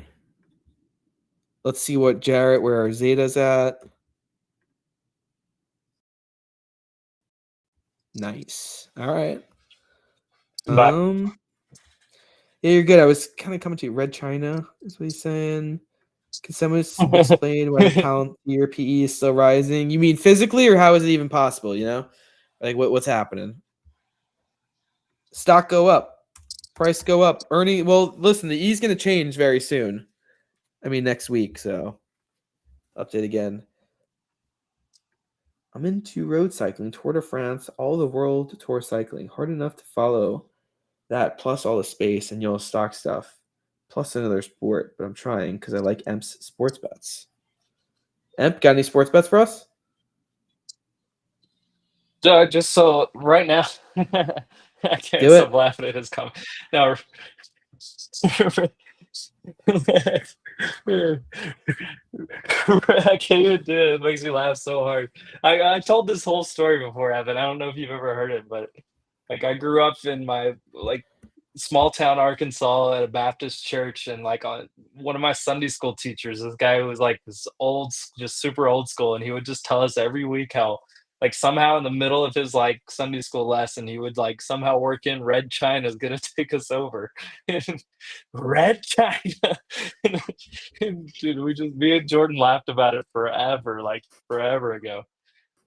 So Red China is just Red China. I just can't get over it. The sports bets, this is the worst time of year. I'm not betting on day by day MLB. MLS is completely rigged. And like Mexican soccer just started. You haven't started any of your European soccer yet. And really, and Liverpool if will be interesting this year. yeah, I mean there's a lot of I mean, What a fucking offseason. You see Luis Diaz today? who? Luis Diaz. Luis Diaz confirmed 75 million in Bayern. The Colombian guy? Yeah. Luis Diaz. He's good. I haven't kept up, so I don't really know a lot of the new names. Like, I didn't know who He's Ekatike been there was. he's been there a couple years, hasn't he? Or he just like Yeah, he's been re-signed? good. They might get rid of Nunez too. Darwin. Um, Boom. but yeah, I just Shut up, there's just ProFast not guy. much Super bullish on Apple long term. Is Tim Cook leaving after this year? I do not think Tim Cook Do you is think leaving. if Tim Cook left, do you think that would like maybe reinvigorate some people? I don't know. We'll see. Maybe. I don't think they're going to get rid of Tim Cook. No, I mean I like don't if he know. just like stepped down. How old is the guy? I think 70s, early 70s, late 60s. I could look in a second. 64. Okay, mid 60s. I was close. Off Yeah, he's subject, came you in guys automate trades Monday after market opened at 11 a.m. There was a huge rug on many stocks. Isn't there some stuff you guys are doing with automation now? I know it's early days, but I think something might be coming. I've seen Jordan talking about it and some stuff, so I don't, but I've heard might be coming soon. There's there's several products out there that are hitting the market right now. I know Jordan uses one that if you tune into our future show on Tuesday mornings, Nara and Gov and them, they've developed one that is super interesting. It's definitely worth checking out. Full disclosure, I have not. I've looked into it. I have not had the time to like actually learn it and deep dive into it. But I know Jordan's using it, and he's a big fan. So plus, it's good traders I know that are behind it. So like that makes me a little bit more interested. But there's a lot of those out there, and it's not like it's literally automated trades as far as like it's just based on strategies that are back tested, and it just takes those based off of setup. Really like removes the entire emotional piece out of it. Just for futures, though. Futures. So that's what I guess Honestly, that's that's a what good point. like with because with options you have too much of a what's it called? Like there's too many variables with options. Futures are just directional only. There's no like strikes or time or anything like that involved. But yeah, on the sports betting, like you let us get into football season, and I'll definitely be. I'm excited to see what Robinhood does with the NFL on the prediction markets. I appreciate you, Dow Cards. Came here from your X post. It was very knowledgeable. We appreciate you being here. I am a fan of Portnoy. I don't follow the picks super closely or anything like that. But yeah, no, I am a fan. And I think we're coming in towards the end here. I've said that like 10 minutes ago, but I think honestly, I saw a, I want to go in the hot tub too. I hear you. I saw a clip where Gruden bought Portnoy a Caitlin Clark jersey, and it was apparently her high school jersey, but they just put number 22 on it anyway, and apparently she never even wore that number in high school. She didn't wear it until Okay. college.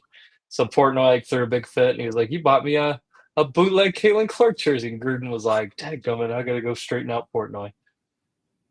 It was pretty funny, a little back I and think I forth. have seen that clip, or at least part of it. They do some cool I just stuff. need like a 10 point, 15 point pop here on the futures, and I'm gonna call it a night myself. Shout out to the Pro Fast guy. We really appreciate you. Thank you for talking in the chat, talking to us. It makes it a lot more fun. So thank you for being here. Dow Cards. A lot of other I will say people. Gemini I do a King. live I do a Got live Teeny. stream. Evan does several live streams now. Definitely watch out for those. I do a live trading stream twice a week, usually Tuesday and Thursday mornings. I've had a few more people come into the chat the last few days, and it just is more fun for Building. everyone. Shout out Punche Jr. Shout out D Lee. Bullish Bear talking in the chat. Mikey B. Big Mikey B. No, fan. that's Justin City. Justin City. Well, memes. That's what it says on my Buckhead. screen. B plus. We got B Jarrett. plus for the GOAT. I don't know what that 19K was. I didn't miss that. Probably some level. I am a Jets fan. Enki. TC. Not only did TC come in and talk in the YouTube chat, he commented below the where I put the link for the YouTube. So shout out to him. I know what I Cade was came gonna in, look said up. hello. We got deep, dude. We got a lot of this was fun. Mr. Poopy Butthole came in and left. He said he made this account when he was named. His name is Ben, if you want to remember. Trader's Bait. Appreciate you. Amajama will be joining us on Spaces this week. Got a few We got more few Andres. more live traders coming on this week too, by the way. All right, that took me all the way to the top. I think we have a lot of comments. This was awesome. Great. SoFi, honestly, not going down another topic. Dow Cards, I appreciate you. I am tired. Fuck, I will look at it. SoFi. I know a lot of people are a fan of this one. DCAA, all right, that's solid. It's all the way over here. Jesus, I wonder what happened there. 27% growth. I don't know. We'll dig deeper in the week, I promise. I'm tired.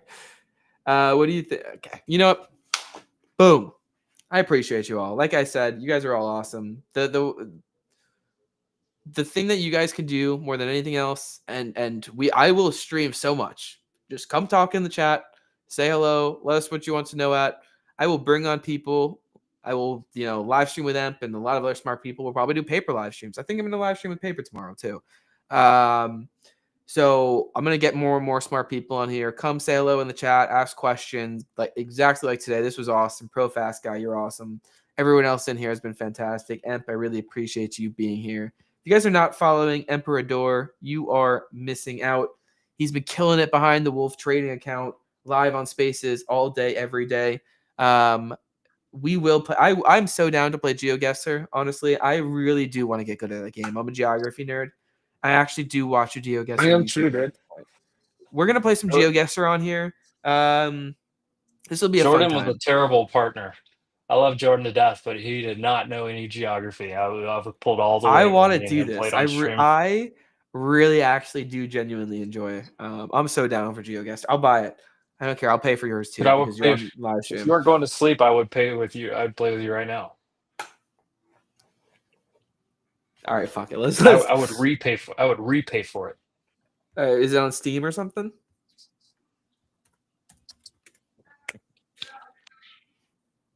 How do you play it? Steam or just the website? No, it's just the website. It's like, yeah. It's all online. GeoGuessr. But it's spelled. Wait, do you not spell? Is it Geo and then GUESSR? It's it's spelled weird. I can't. Hold on, let me find it. No, I see it. Yeah.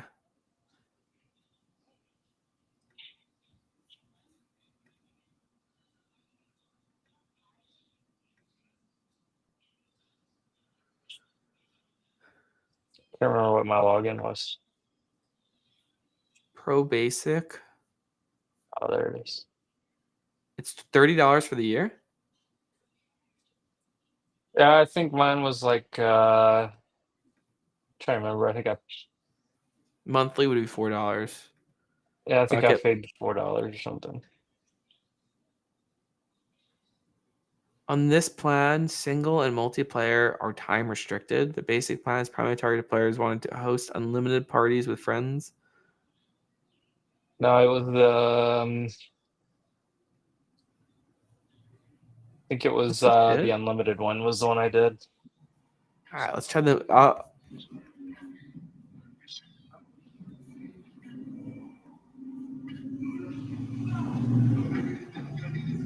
I remember it was weird because like you can't do anything with your username.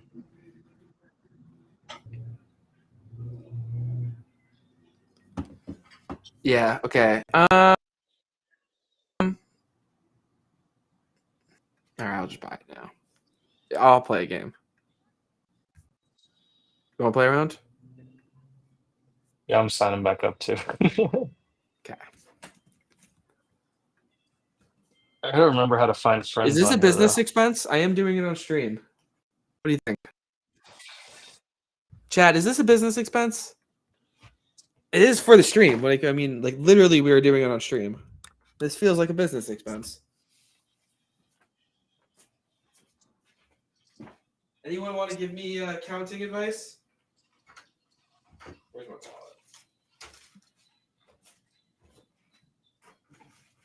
wallet? This is total. I'm on the stream. We're buying it for the stream. Now the question is again, where's my wallet?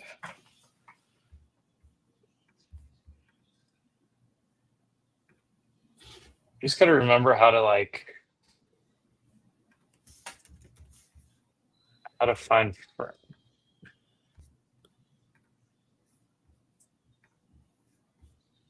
Jarrett, I can't lie. The stream's kind of over, but we're gonna play a game of GeoGuessr. So what? Continue to start page. Share this link with your friend. Can you? You want to send me a link? My name is Sparkling Tunnel 984. Just when you're ready. Jarrett, we were gonna end the bridge. Yeah, right. That's a business expense. Easy, easy. No, but we are now going to be playing GeoGuessr. So this comment came in pro fast, said I want to see Evan and Emp. Y'all challenge each other on GeoGuessr, and then we both just bought GeoGuessr again. Shout out to Surya for saying, always great to be on your spaces and love what you do for the community. I appreciate you, sir.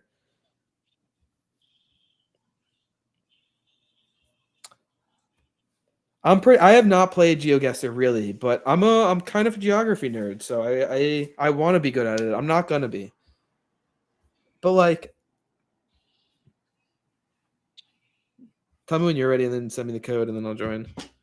That's what I'm trying to remember how to. I'm trying to figure out how to. For me, it says continue to start page. Like, I don't even know how to start. I'm already getting an upgrade. Like, I haven't even played this game yet, and I'm already getting a fucking upsell.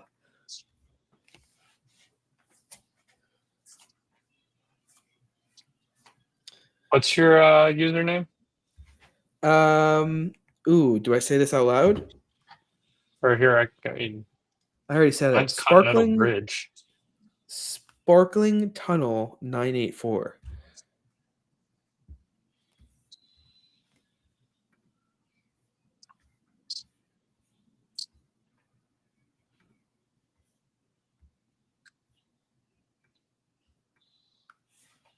If there's two of them. No way. I didn't get anything. Oh, daily coins. Here. I just sent a friend request. What's yours? Continental Bridge 731. Continental Bridge. Did I spell that right?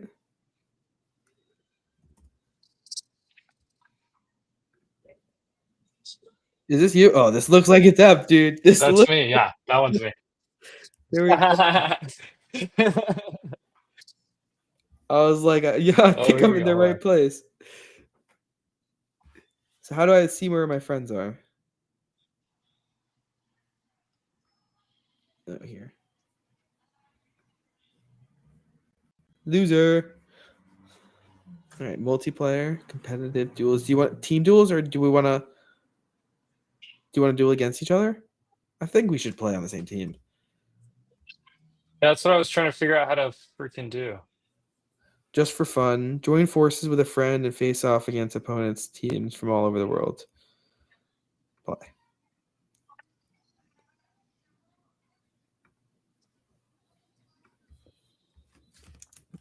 What? Does that work? You're not showing up on my friends though. I just sent you, maybe because I just signed it. I just sent you a Oh, text. oh, let's try that. I just can't remember how to get to the step. It's been a while.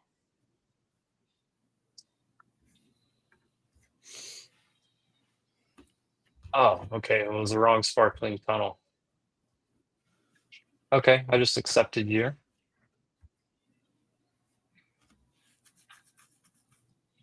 Now what you think? I feel like it should just show up on my screen. Hold on. Go to I gotta make you bigger so I can see here.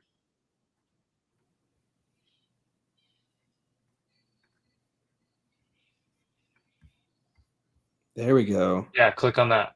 Okay. Let's try this. Go to Team Duels, play. Boom. Boom. Boom. Okay, let's do it. All right. I bet you our viewers just fucking went off a cliff. Let's see on YouTube. No, it's a little spike, little spike. They were like, GeoGuessr? We're in. Oh wait. Jared, you Something's literally not don't right have here. to. I'm honestly kind of just here for me. I was ready to go to bed. I was ready to go in the hot tub, but then GeoGuessr came up, and I really did want to play this. But what are you waiting for? Mine shows the same thing. Like I'm waiting on you and you're waiting on me, so something's not right here. I think I have to join your game. So yeah, do that. Oh, hold on. There it is. Now I got the notification.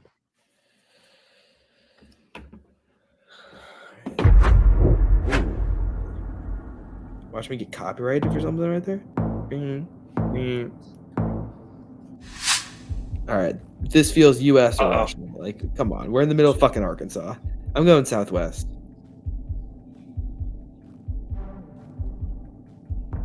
This isn't good.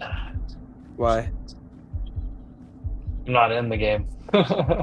Oh, you're kidding. I don't know.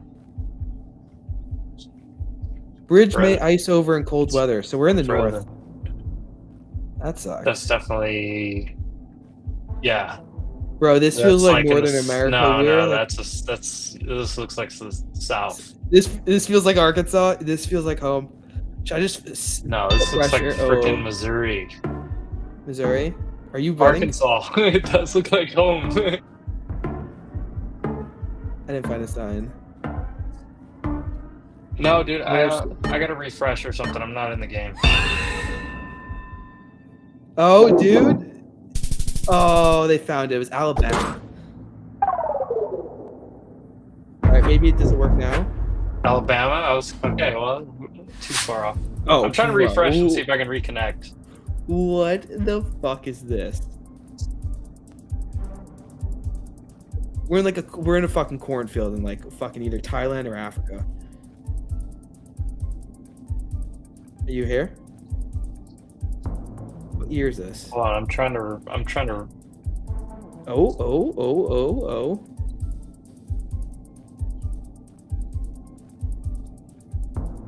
Closing out so many things on my computer. I feel like it's using too much. Kampala Boja Grangal? This feels like Southeast Asia. Maybe I'm just so far off and I'm just racist as shit, but that Southeast Asia vibe, little pyramid tower. I don't want to force it.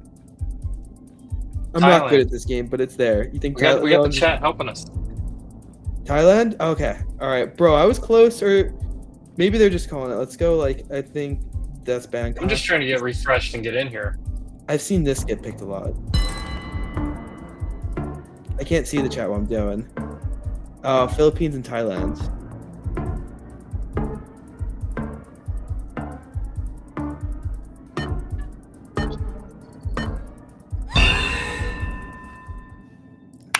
Get fucked, losers. Let's go. Okay, it was Indonesia, but I mean, Let's are you in go. yet? All right, South America. Dallas. My like game is loading. This does not feel like it's actually Dallas. No fucking way. I'm so far behind your stream. All right, No, zoom in on something. Despacito. What does it say below Dallas. that? Oh, here we go.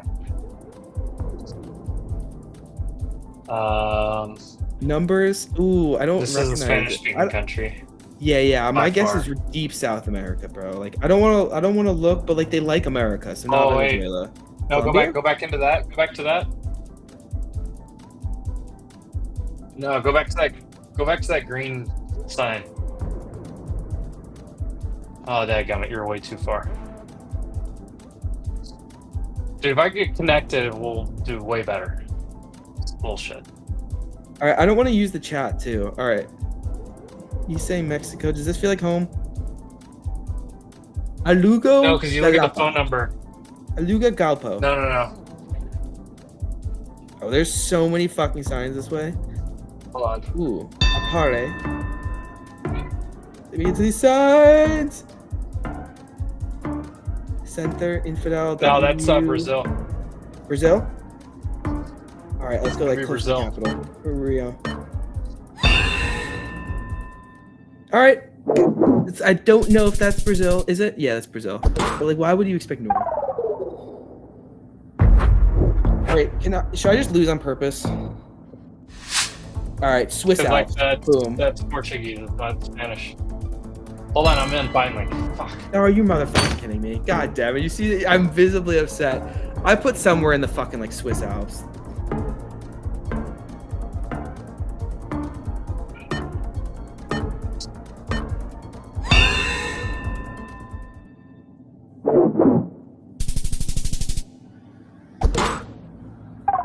Dude. Let's go! Dude. My screen just popped up. All right, this is America, bro. Round This 5. is America. This is America.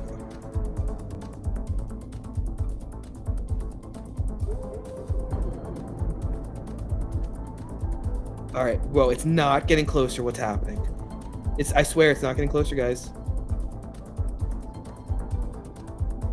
No, that. All right, not America. We are in kilometer signs. You It's gotta like don't the click like purple out in the rounded. map. Like out in the map. Okay.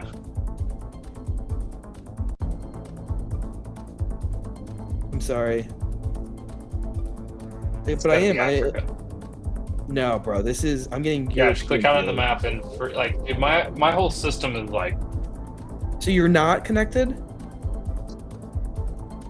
Are you looking at my screen or are you actually playing? I'm connected, but it's not even loading the map. I'm looking at your screen more than I am mine. Mine's not even showing up or anything. Got a website. Rajay Oh, Day. what is that? I'm Dot .si? getting Eastern European. Ooh. Dot C. Dot SI. Slovenia. Serb. It's Slovenia. .si Slovenia. Nice. SI, it's Slovenia. Where the fuck is Slovenia? Oh, there it is. Slovenia. Why would that be SI? Wouldn't that be SL? Maybe it is SI. That's how you win these games. You find those. Yeah, the dot. Oh, that's like yeah. European Union. I think that's a No, I Serbian think flag. but I'm Slovakia is probably SL. dumb.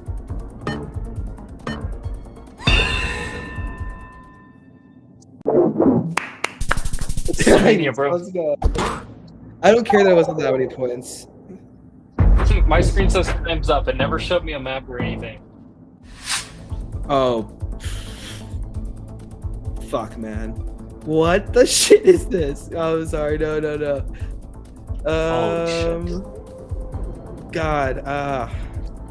I can't tell. This doesn't. That was a white person. White person.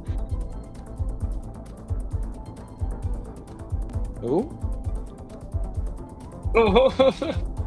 Madin Izanka Bazar. Oh, are we in like Eastern Europe? Is that a crazy statement? Is this what Eastern Europe looks like?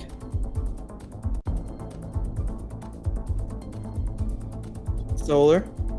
That feels like what the solar I saw in Europe. This does look more Africa. I think that is this South Africa? Oh. I was trying to find something Where with that a sign? country Where the code, fuck? like Where did either that a sign website or go? a phone number. Dude, the sign just disappeared. God damn it. Where? Whoa. Something's changing here. Hawk? Oh god, I do not have a clue. I can you just guess somewhere in Africa if you want to do that? I'm gonna make a bold guess. No way. Yeah, you have to. Where did they guess? Oh, Ukraine. Oh, it's Turkey or That's not bad. Azerbaijan. No, that was me. It was Turkey. I just saw the language. I just saw that language just now. Let's go. Oh, All right, come and back, can you close victory. out? Yeah, All right, send me a new link when you get out of this. that was great. That was fun. Send me a new link. I'm gonna open it up on my other computer over here. Okay. Play again. Leave. Okay. Send it to my X. How did I do that before? Play. Go wait, just join in and then click me as a teammate. All right, hold on. I'm signing out on my other computer because, like, for whatever reason, the stream stuff was just too much. Fuck. There you go. How do I join your? There we go. There we go. Just went better. All right, I will say, like, I think I got some game.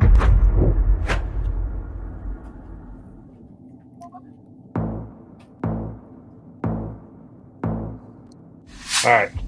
This could be Oh America. Jesus. Okay. Hey, I'm well, gonna- at least I'm I'm gonna- in this time. I'm gonna go southeast. Go the other way. Yeah, I'm going straight. So turn around and go the other way. No. I'm going southeast. Oh fuck! Which I way already is it went saying yours? southeast. Yeah. Those road I markers know. I already. That's the way I already don't went. feel American, but I could be wrong. Wait, did you commit to keep going this way? Okay, No. wait. This is too narrow of a road. Rezov, Yeah, Baradaj, hold on, I got a road sign here. Betrov. Oh, it's Russia? Are we in Russia? Yeah. This feels Russia. All right, I came to a stop sign. It says stop. Like actually says stop. So that throws me off a little bit. I can't lie. What's this? Like as in an American stop sign. Sorry. It says stop. Yeah, it's an American stop sign. That's Language looks Eastern. No, the language is Eastern European. It's got to be one of those like Slovakia, Slovenia, Czech Republic. It's got to be one of Are we those. like a U.S. Army base in? Oh. Hold on. I think I got it.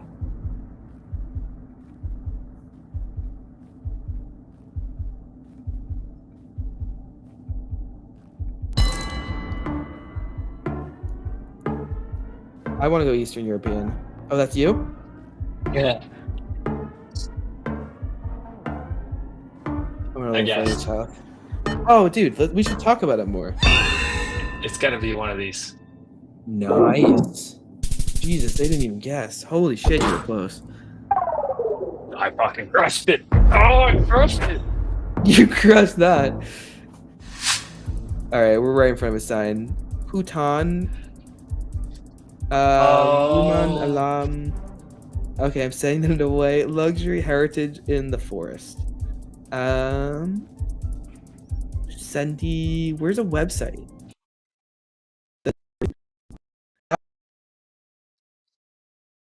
Right.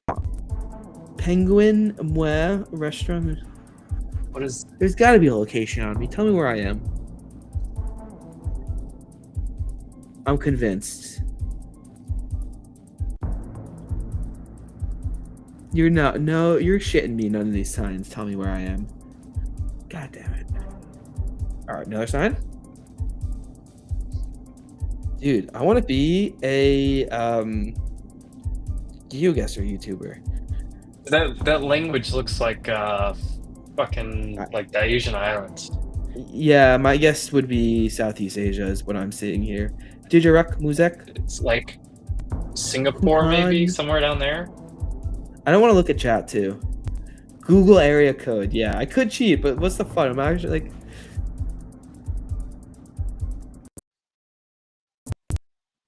I think it's either Probably what? Indonesia, No. Malaysia, Thailand, one of those three. I'm kind of convinced this team might not even be playing. All right, let's just throw a guess. You know what? No, fuck it. Go. I Oh think wait, it's Malaysia. there's an. Oh wait. Oh my God, it is Malaysia. I'm looking at the Malaysian flag. Oh, dude, yes. Let's go. At least what I think is the Malaysian flag. Do you know? Do you know how I know this is the Malaysian flag? It is because of those tariff posts I've been making, and we put like 30% tariffs on them. So I've been Yeah, seeing all this the flag flags. recently. All right, they didn't even guess. Did we win? I'm done to play good. Maybe we Cool. gotta play ranked. Should we try ranked? I don't know. We're 2-0 right now. All right, yeah. Let's not mess up a good thing. Tomorrow, next time we stream, we'll play ranked. But I'm upset those people. The game before it was fun. It was also just me. Wait, where 2-0? Helped you. Yeah, we've won 2. You did. I think you did get one of them. Dude, I told you it was Slovenia on that one. I have. Let's see. I have watched people on YouTube play this. Yeah, no, dude, that one dude's fucking insane. Yeah. Yeah. Waiting for Team Red.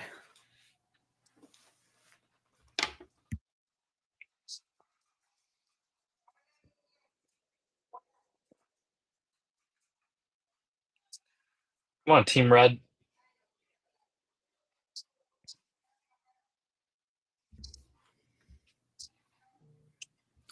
You had Buck guessing Taiwan. Katrina, Thailand. I can't look at the chat and the game though. It's kind of hard. Oh, I've got it beside me over here. I've got enough monitors.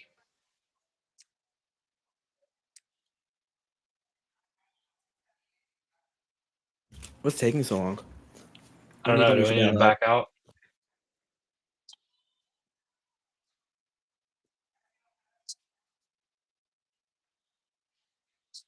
Just join. Let me see if I can join you again. There we go. Let's go. Waiting on you. Oh, we're Team Red. Let's go. It's Ohio State versus Michigan. I'm gonna turn around and go the other way. Okay. I've got a billboard. Something about AIDS. Oh boy. We're taking a guess. Where are we? So funny. Batong Spat, Deepak, Pusa. Okay. I don't recognize this language. Eastern European, probably. Oh shit. Was that you? Logi Air, like water treatment plant. Like I'm not getting that. I'm getting Southeast Asia vibes. You do wherever you want. I did Southeast Asia. Maybe Indonesia. Boom. Dummies thought it was India. Get wrecked. Get wrecked. Where was it? Was it Indonesia? It was Indonesia. I was Alright, just not getting whoa. there. This kind of I'm giving going me straight. Malta vibes when I was here. Should I just here's a bus. full send Malta? Okay, he might have done that. You've picked somewhere. I am going Malta.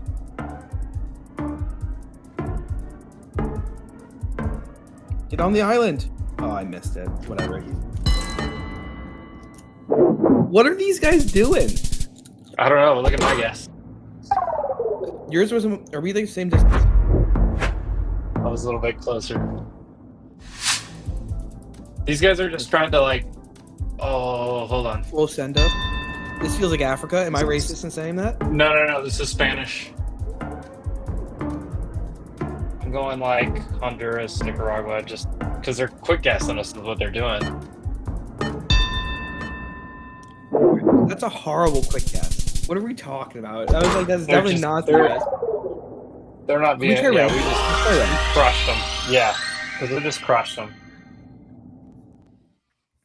I saw Spanish. I immediately went Central All America. right, comments. What are you guys saying? What's up, Jason? Founder of Benzinga. Shout out. Y'all still talking? It's been 3 hours. At this point, we are playing GeoGuessr, so I don't know if. I love this. This is so much fun. Right. How do we do team duels here? Don't. Oh. Wait. I see you here. Which team? There you are. Con and Spa. I think we're playing right now. We're in here. What? How do we play? Is this me and you? We're going, right? Yeah. This is the ranked one.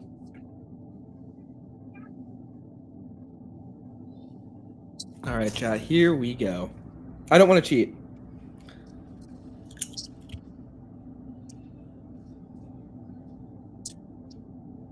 You can tell when people cheat because you can go watch back their they'll go to a sign and they'll just sit there on the sign and they're like googling it. Not even that though. Like just the chat. Like some of them might see stuff, but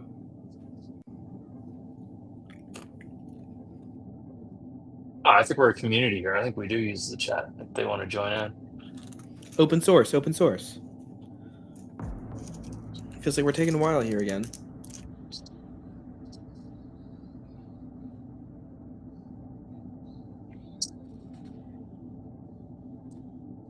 Remember, Googling is not allowed and will result in a ban.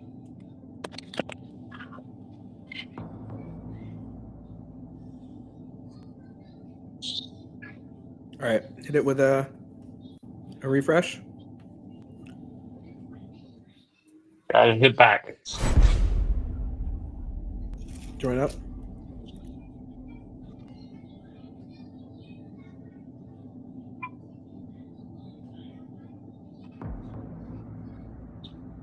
They don't want us. The algorithm knows they shouldn't give us to anyone.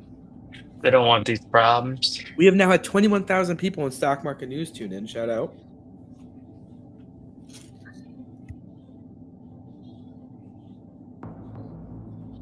Why are we not finding anybody?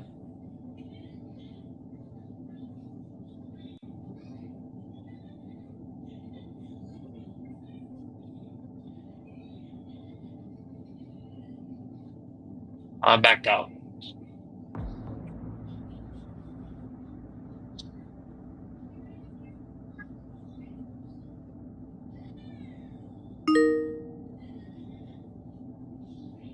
Oh, click on that.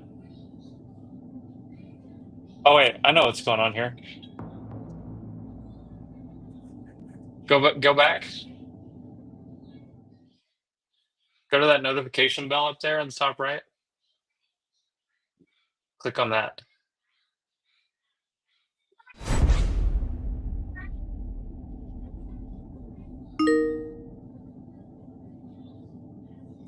Why does it keep?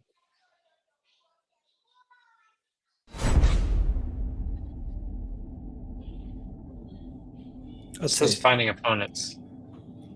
On mine, I'm in front and you're behind me. So I don't know. Let's see. If not, we'll go back to the other one. Just keep destroying people over there.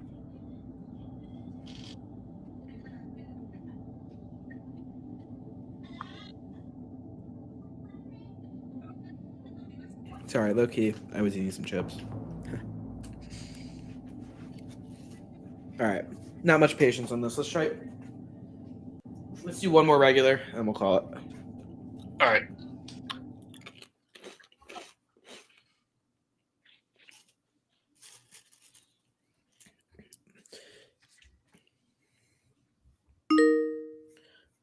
There's some other games we could play too. Like there's like guessing the country.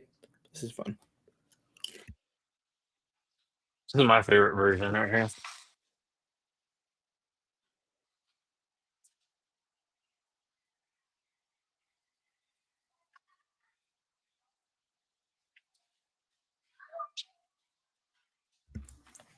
I wonder if it's because we're a weird location pairing.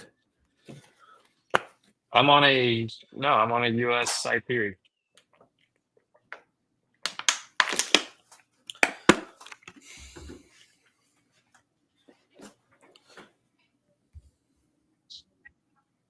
Every ranked game is harder to find opponents, is what Johnny says. Thank you for that. But we weren't even ranked yet. We were All right. before. We tried that. It worked better when you let it. So send me an invite. Did that work?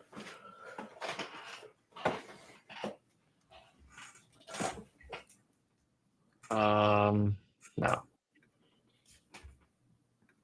Now it did. All right, here we go. Here we go. All right.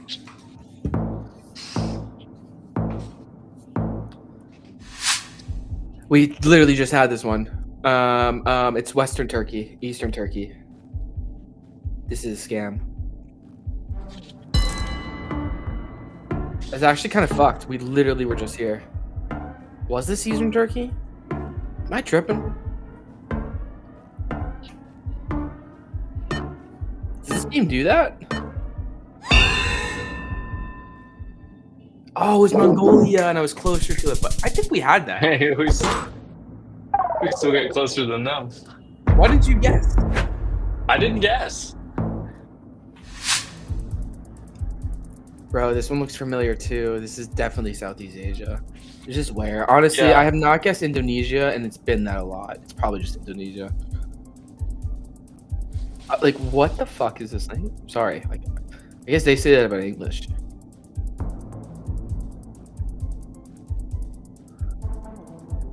I'm taking a guess. No one's gonna get any points from this. Go a little bit more up to Thailand. Already too late. You can do it.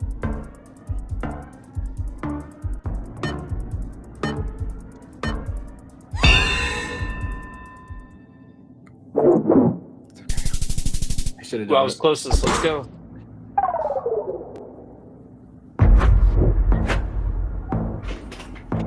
It's like one of the strategies on this is like you guess and then All right, I'm gonna go straight. You turn around. I turned around. One of the strategies is like one person gets a guess on the board and the other person like tries to find it a little bit deeper. At least try. Johannesburg. This is definitely Southeast Asia again. Why is this truck moving in the wrong direction? Yeah, dude, I was going backwards there too. That was tripping me out.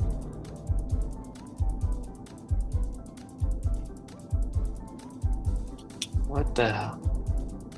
Why are the houses on stilts? This is gonna be a flooding area that with monsoons. Think about that. So we're gonna be right near the water. Honestly, Oh, I don't know what language this is. Type in it. I think we do basically the same thing we just did. We're basically there, like.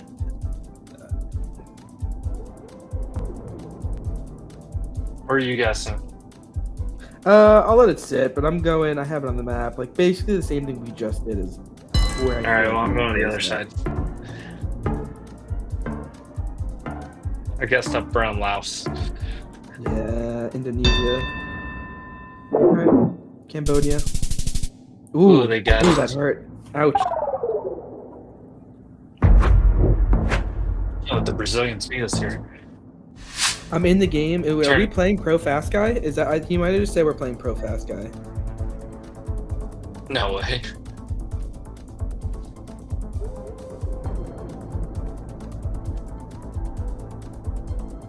You just got How straight far do I to have to go to find a freaking road Yeah, sign yeah, or yeah. something? Hati Hati Kaluar Mashik Kindaran. Hati Hati.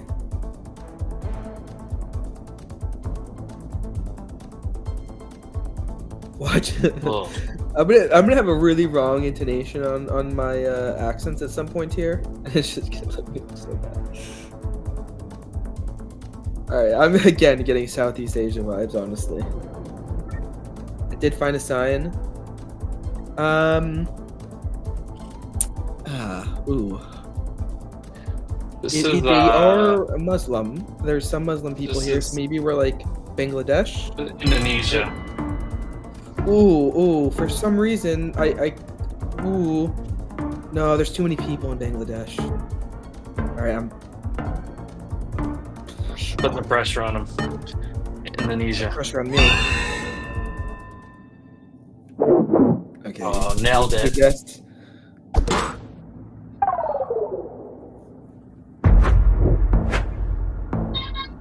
Honestly, if you can kind of recognize languages, like Gardstun, we are totally Swiss Alps.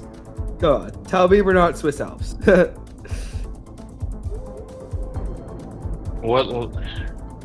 Swiss, Austria, like that's the oh, we just switched to winter. Yeah, Back to summer.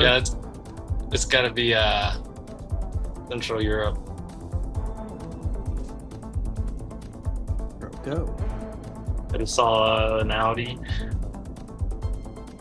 ERX.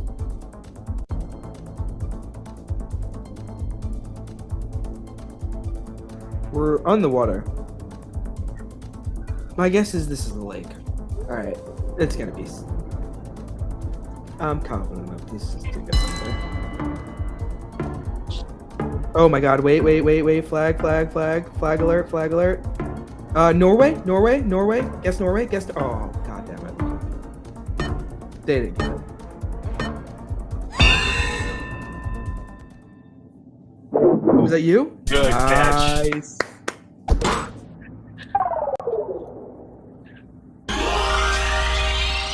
Oh yeah, that was pro fast.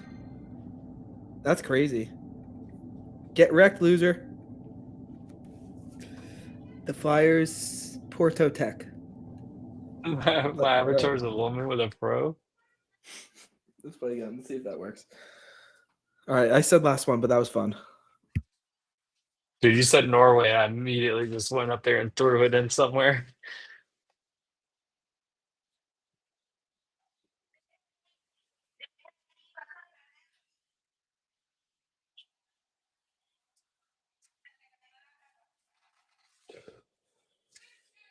I forgot to even look and see what the market was doing.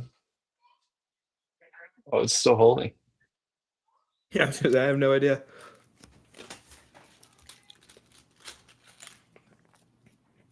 There's a lot of Southeast Asia. I think we might need to quit and rejoin again or something.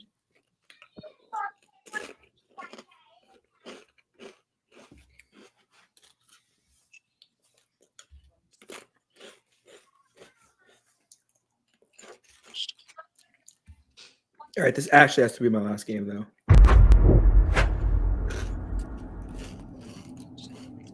This might be pro fast again.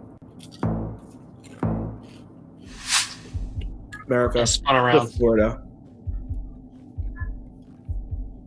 This gives off It's Florida definitely vibe. Definitely an American freeway. Hold on, I got a street sign up here.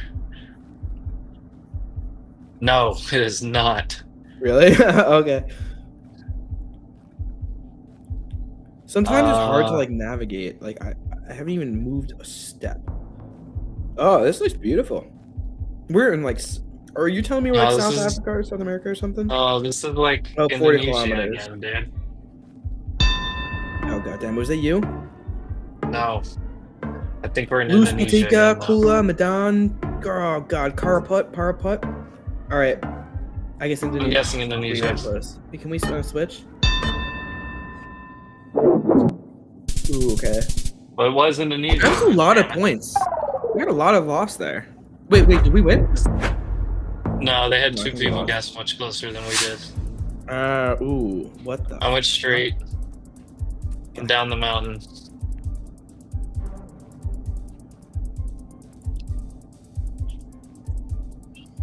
Oh, this has got Chinese. Yeah. This is But this it's is not gonna be China. It's gonna be Japan. no, or it's gonna Korea, be no Taiwan. It's gonna be Taiwan. You think? Oh, this does. Okay. Did you guess that? Yeah. I'll guess. I think it's Taiwan, dude. I mean, Taiwan's Based on the small. language. Did you I guess? couldn't You gotta guess. I did. I guess Japan. Nice. Taipei too. We should honestly. They all live in Taipei. Taiwan is like a lot of Taipei. If it ever is that, guess there. South Korea, So, you like, really we should guess the we capital too. guess if we both guessed in the same correctly. This gives get me more off like points. you'd get more points, really? Yeah, this is Greek, Bienvenido Turkey, Oh no, this is Spanish. Spain. Okay, this is gonna be southern Spain probably.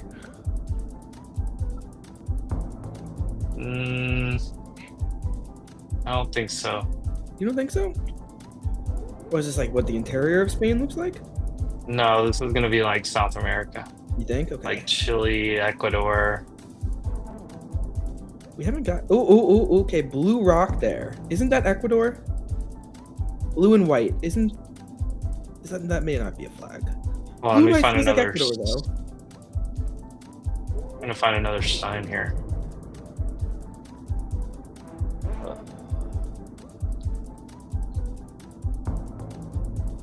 Oh, here's a big sign. I wonder if Get me up here ProFast to is it. cheating though from like our stuff. I wonder maybe we need a little bit more delayed. No, I'm kidding. I don't think we're playing to him. Oh my gosh, how far is the sign down the road? How much time's left?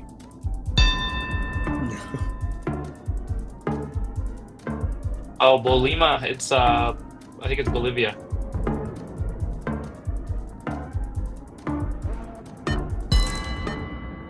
Nice. What a fucking catch. Emperador done beat. I told you I'm a geography nerd, dude. That was so unexpected. All right. Boom. I'm a better teammate than Jordan for sure. Come on. Oh yeah.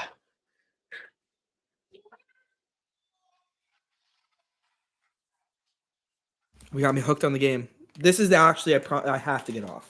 I really do after this one. How do I rejoin you? There we go.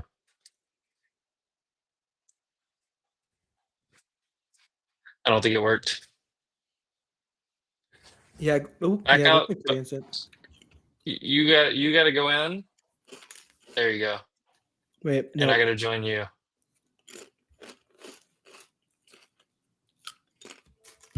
Now try.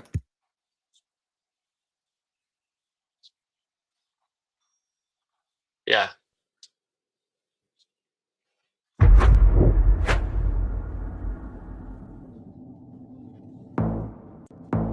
Prepare to get wrecked. All right, wing. We know it's Southeast Asia. Come on, they love Southeast Asia. We need more South America. Cambodia.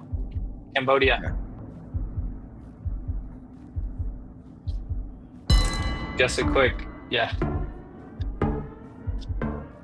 I found a sign that said the Cambodian People Party.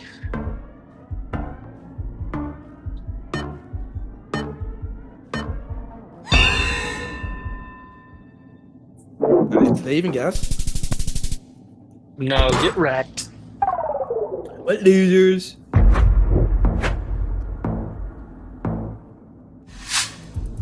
Ooh, this could be Spain again. Oh Go boy. straight. I turned around and went up the hill. Nah, it's probably not Spain. These roads are way too terrible to be Spain.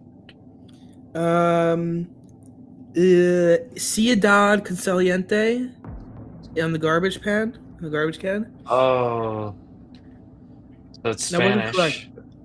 but it felt very Spanish. Yeah, this is That probably looks like a Central or European South car. America. Let me see what these road signs say. Nope, they're just pictures. That didn't help.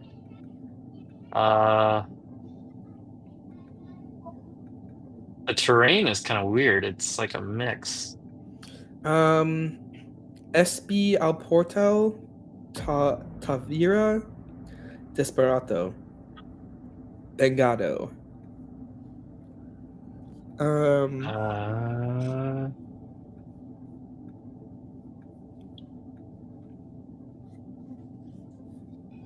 I get Argentina vibes from those people. I get European Argentinians. I get that those are Germans. No, I'm kidding. how much time? It's Oh, is the unlimited. time System unlimited? guesses. Oh, I have a feeling they're not even here.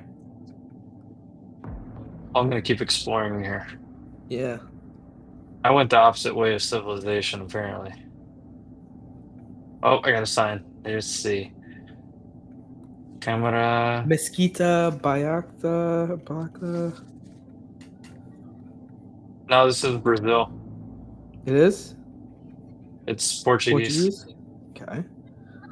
I mean, what if it's Portugal? I guess this doesn't really look like Portugal.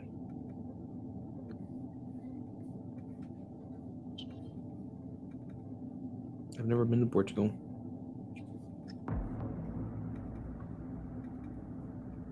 Well, if they don't put it on us, I'm just gonna guess. just in case. It could be Portugal.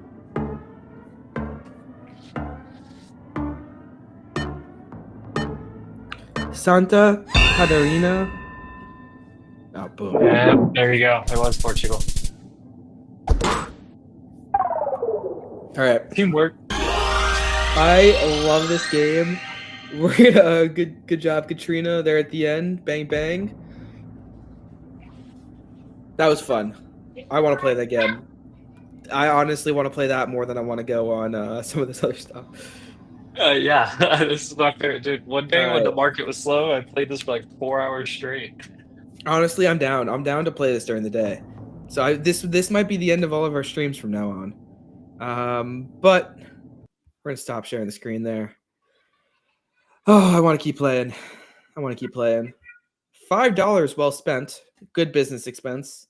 Yeah, shout out to ProFast guy. We were ready to sign off an hour ago. And then he goes, "Hey, well, you guys should play some GeoGuessr." And here we are an hour later. A lot of fun. Katrina, appreciate you playing along with us. We'll all get better together. There's these like tells that you know too, like these like nerds, super players get. We're gonna play ranked, and we're gonna enjoy it. This could have been the start of a pro career in the GeoGuessr space. You never know. I appreciate you all. I'm gonna shut it off there. Have a great one, team. We'll catch you all tomorrow morning, bright and early.